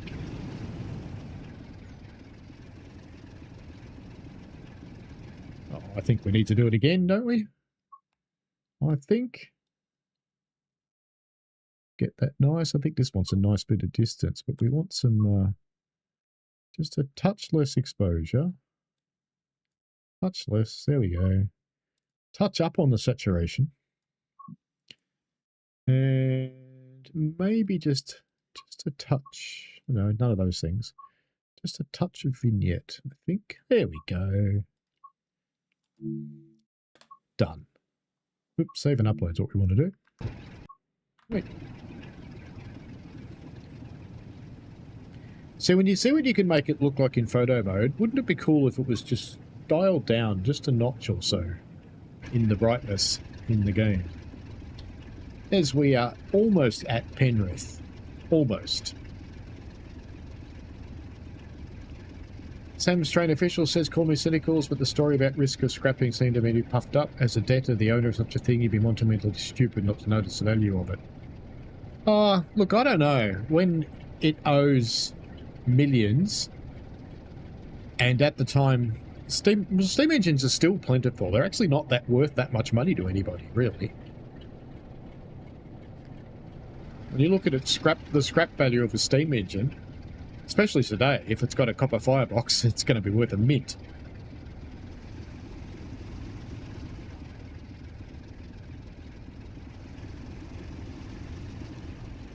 Come on, Isambard, get up the hill into Penrith. Stop slacking off. More power. Benjamin's Brain and Jar says, I'm going to see the Flying Scotsman at Didcot Railway Centre in May alongside Pendennis Castle. That'd be awesome. Sam's train official says, no person with serious money on the line behind it would scrap it for a pittance. They'd seize it and sell it for an obvious better sum. I don't know that you'd get much for it, to be honest. Because it's a pretty limited market. Because someone's only going to buy it because they love the thing. No one's going to buy it thinking they can make money out of it.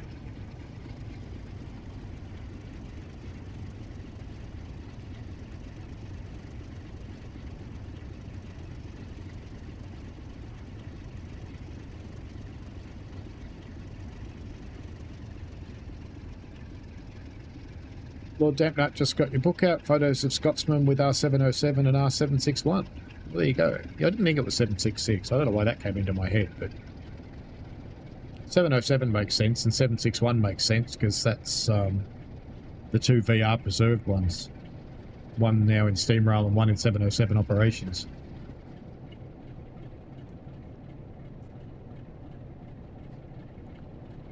Now arriving in Penrith, the doors will open on the left.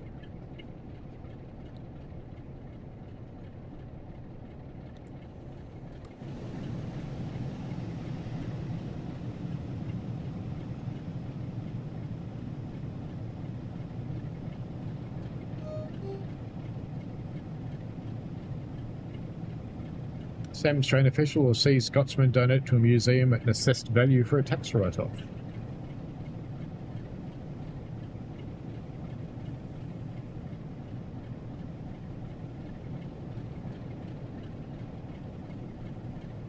Darth is jealous? Or Dampnut says actually doesn't seem like an R-Class. Has 707 on the buffer, but its letter is obscured. I'm not familiar with Vic locos.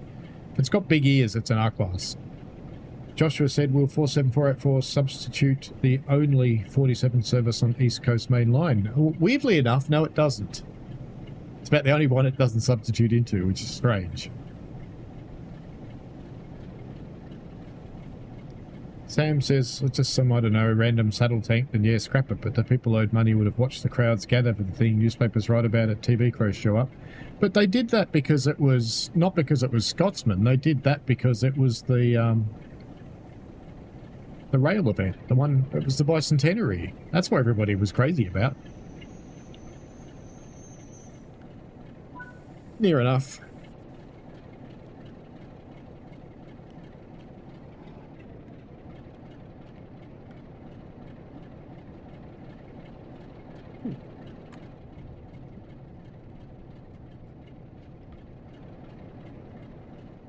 not a poster. I'm sad now. All that effort, it wasn't even a poster.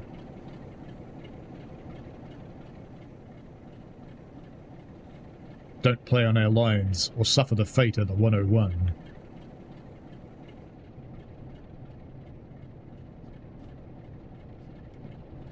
Oh, it's not that far to the end. I might as well take it to the end now.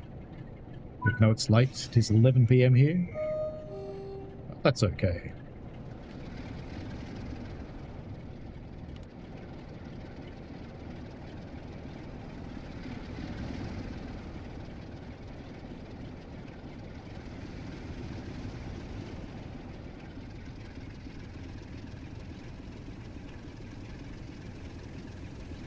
Isambard Kingdom Brunel.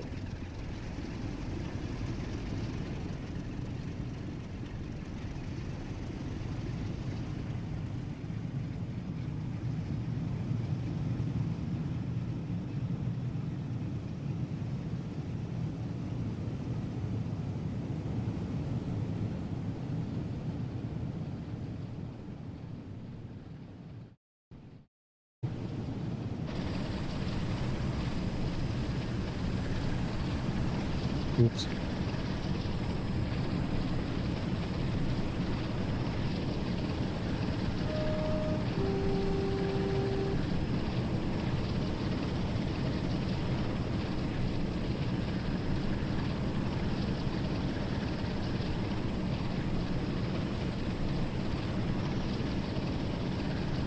So many bushes.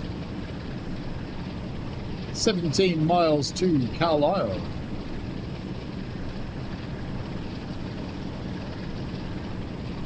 We'll finish the stream at Carlisle tonight because it is after 11 PM for me, and I should be in bed because I'm going to be back at work tomorrow. Happy, happy, joy, joy.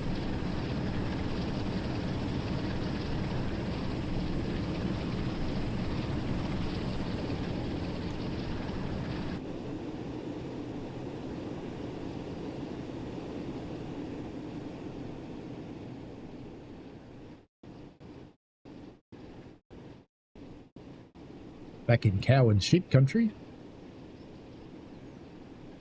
Strange two-dimensional cows.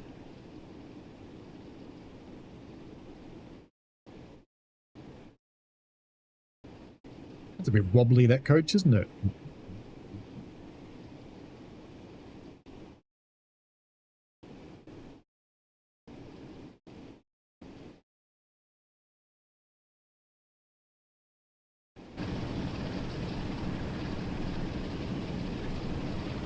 I think it's got one service on East Coast Way, doesn't it, Joshua?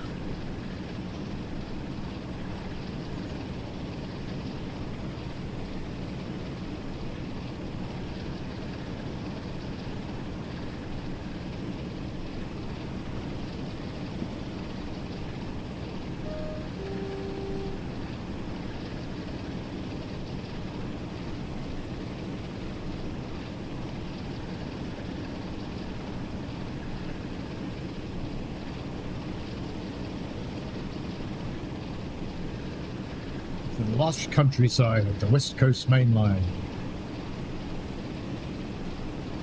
You kind of wish the scenery was like this on every route, don't you? Ow.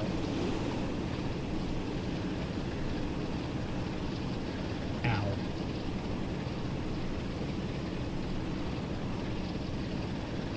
Double Trade Guy says East Coastway has one Railtour across all locos. Yeah, it's the substitute any. The one downside of that service is sometimes it explodes because the Railtour is too long. But because it lets anything substitute into it, there's no restriction on the length.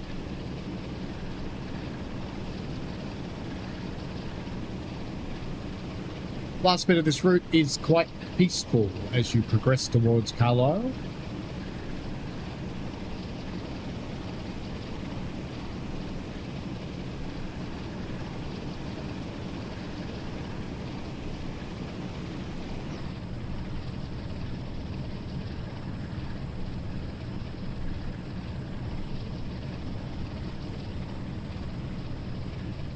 Getting up towards the 85 mark now.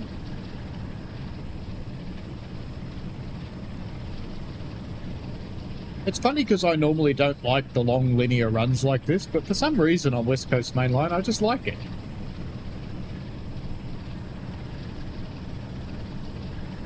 Particularly in the 87, because that thing's a bit of a challenge beast.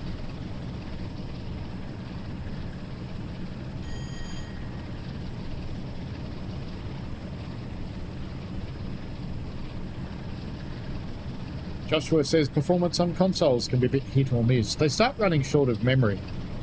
When they start running short of memory, weird stuff happens. It's one of those trade-off things, because people say we want lots more detail like this, but that of course comes at a cost. More traffic comes at a cost. The overhead line comes as a cost. Signals come with a cost. And when all those costs start to add up, like Frankfurt-Fulda is a classic example.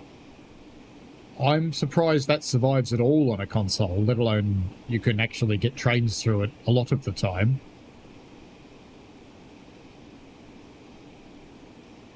Tam says, I'm with you on Cardiff and Cathcart, my faves. Stop-start commuter routes. Can't wait for the JT Pacer for it. I'm PS 1 hour 20 behind again, so that's how I'm saying about Cardiff.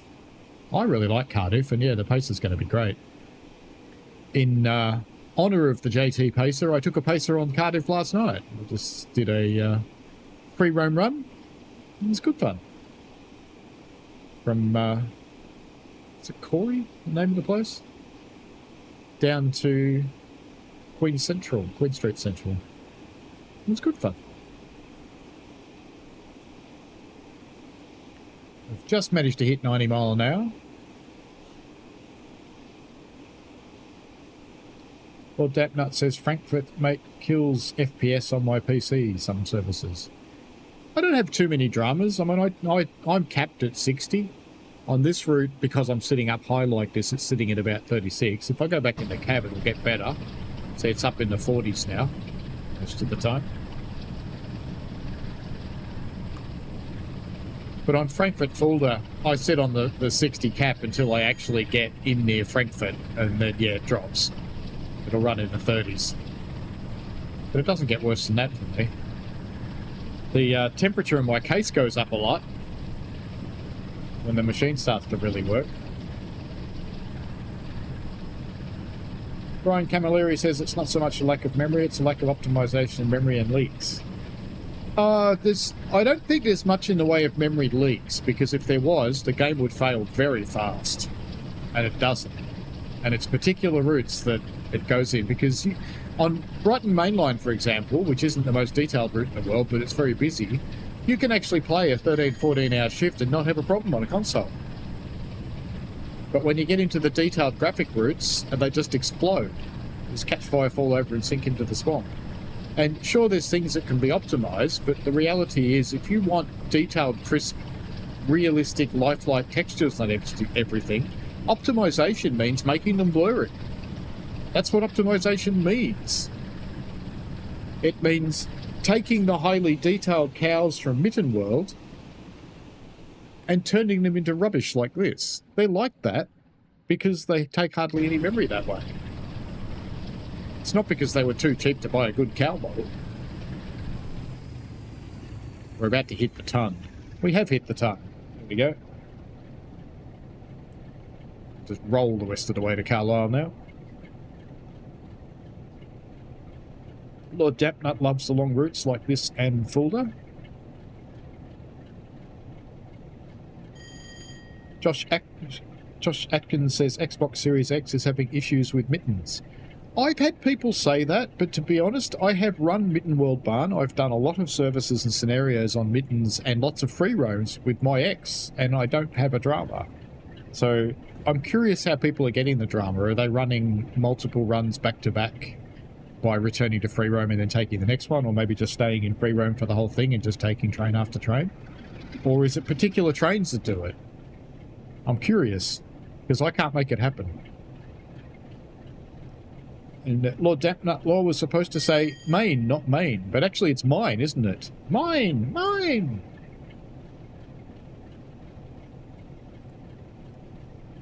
Joshua says, surprisingly, Victoria is really stable in FPS. Ryan says, I guess what I was getting at was more the random stuttering. No, that's not actually a memory issue, that one.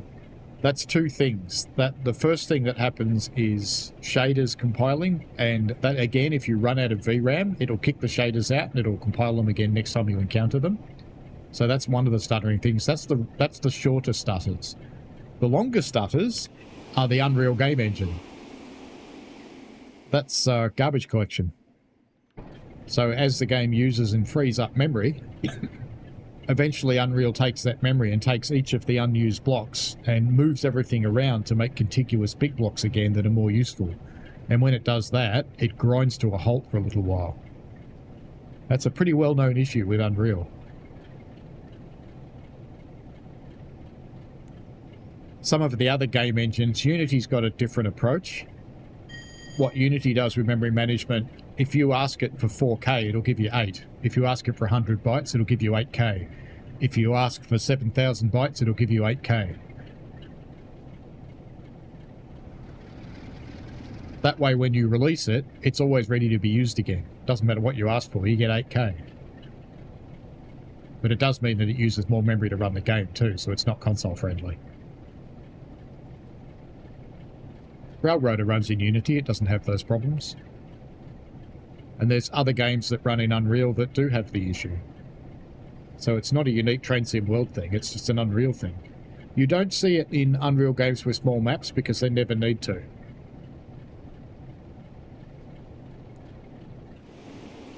But if you Google Unreal Engine stuttering, you will find tons of people talking about it.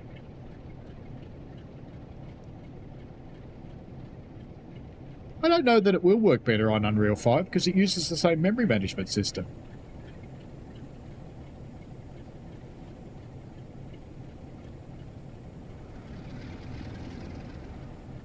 Unreal 5 will have its other unique issues too.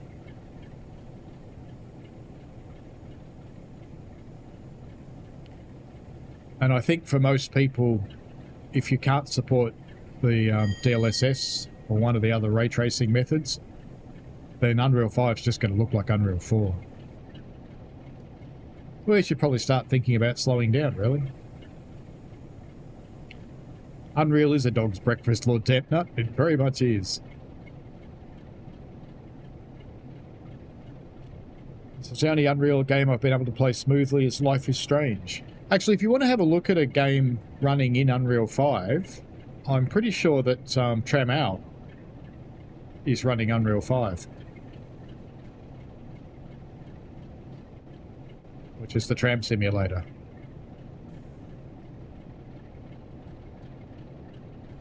And that still has stutters.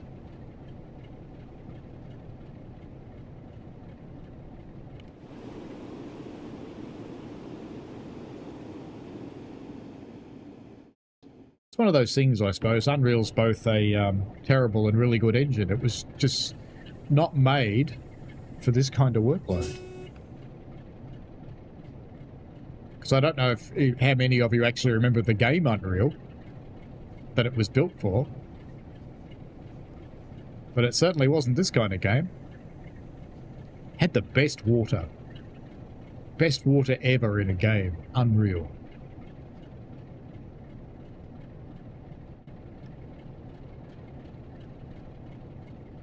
Joshua says, I do hope DTG create a mode like Fernbus where you can either turn the shaders off or on. I'll be letting you into a little trade secret. It actually does. It looks like Train Sim Classic when you do it. I can't show it to you because I'd have to put it into dev, and I can't run the dev build on the stream. I can run this early access build, but I can't use the dev build. And I'd probably get my ass kicked if I showed it to you, but it actually does have an ability to turn off the shaders and shadows. And it looks exactly like Train Sim Classic. It's funny as.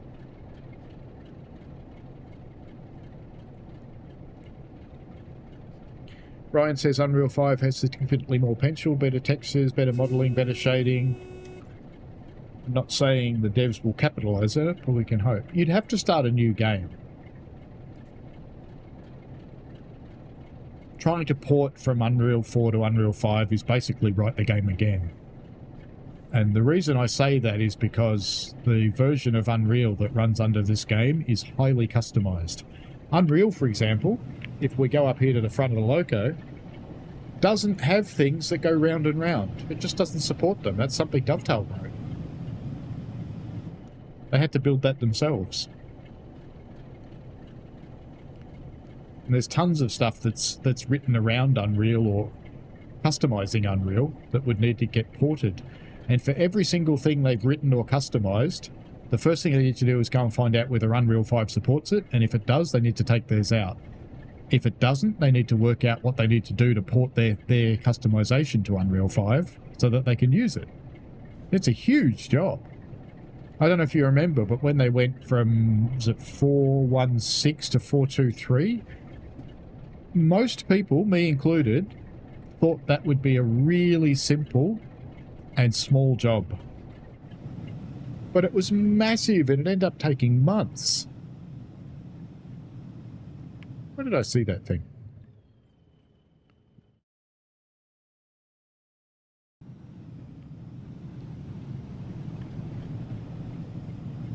There's a steam shovel along there somewhere. I was going to go look at it, but I can't see it now.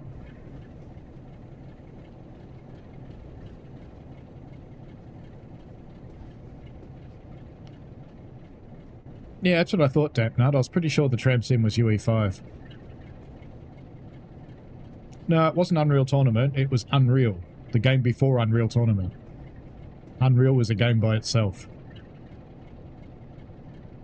Lord Dampnut says UE5 was apparently made for open world games with large maps. Yeah, it's a better optimization for big things. So, yes, a train game would work better in 5 than 4 for that reason. It can do things, for example, like limit how far you can see, which this one can't. So, I don't know if you've ever noticed, but let's say we're getting, what, 30, 36, 37 at the moment there. If we go up high enough, you start to get drops. See, 29? It's because you can see further. Unreal doesn't block. Even if there's a mountain there, it calculates what's beyond the mountain still.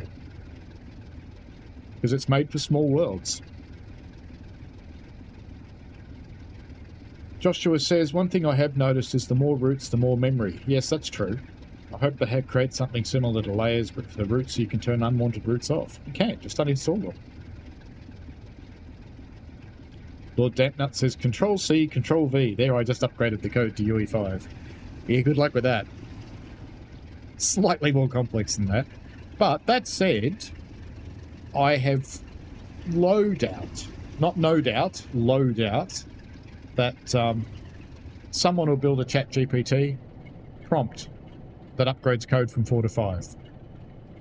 Because that's the kind of thing that large language models are really good at. And then you just go through and fix the 10% of things that it broke completely and the 20% of things that were only half wrong. And once you've done that, hopefully you spent less effort than if you were doing it yourself.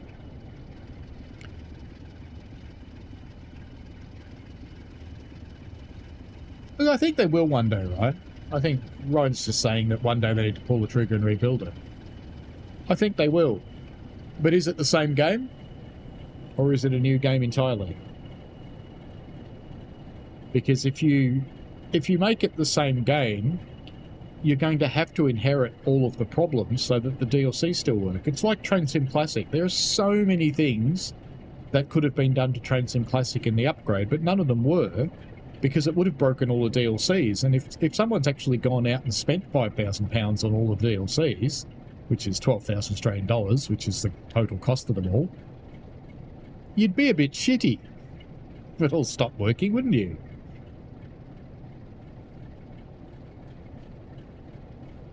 Lord Dampnut says they need to find a better way to organise the assets. I love having 1266s in my files. That's deliberate.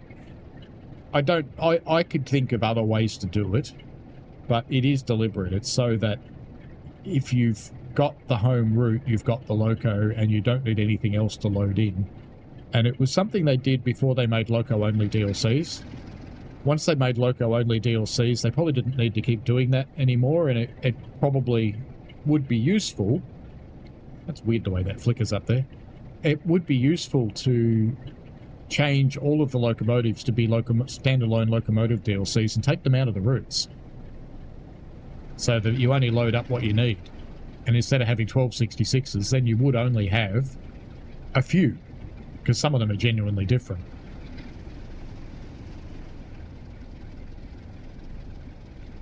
Look at the 47 stretching out the stream because it doesn't want to leave yet.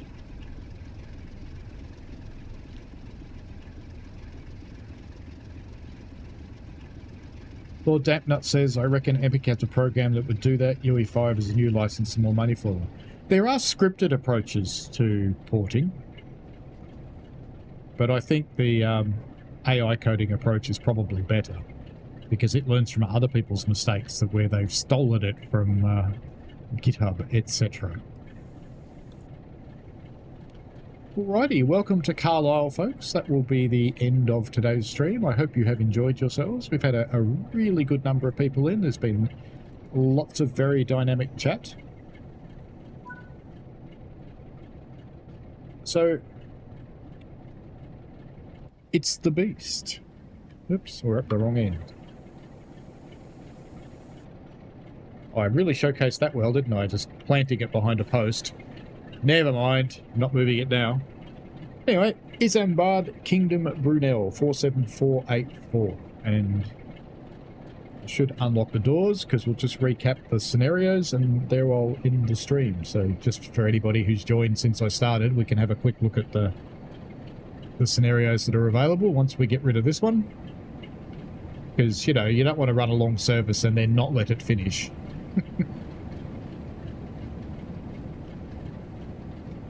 Glad people enjoyed themselves. At least I hope you all did. And for the lurkers, you're just as welcome as the people who chat. Excuse me, I've got hiccups. And we should be able to lock the doors. There we go. That should take us out of here with a glod. And we'll just pop back and have a look at the scenarios for this one. Because there are 10 scenarios that come with the 47484. And you also get the 40 and the 45. You don't need to own the other routes the 40 and the 45 come from. So if you haven't got them, you could grab this pack quite cheaply and get those locomotives as well. So if we go off to a route and we want East Coast Main Line, Peterborough, Doncaster, scenarios, and there's these. So all the ones that start with RT. So there's 1, 2, 3, 4, 5, 6, 7. It's one we played before.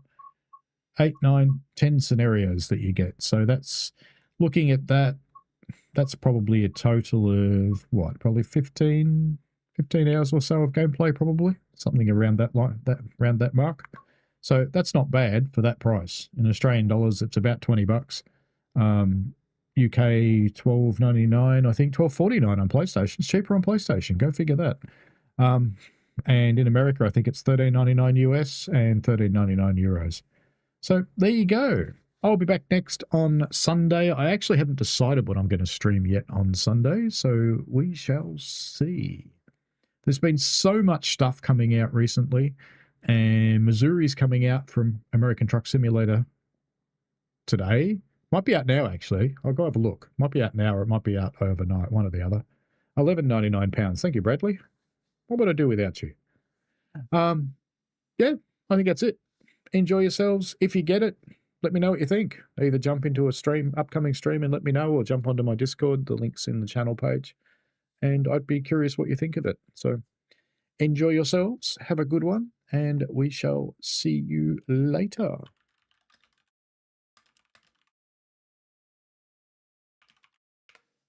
And appreciate everybody. Bye now. See ya.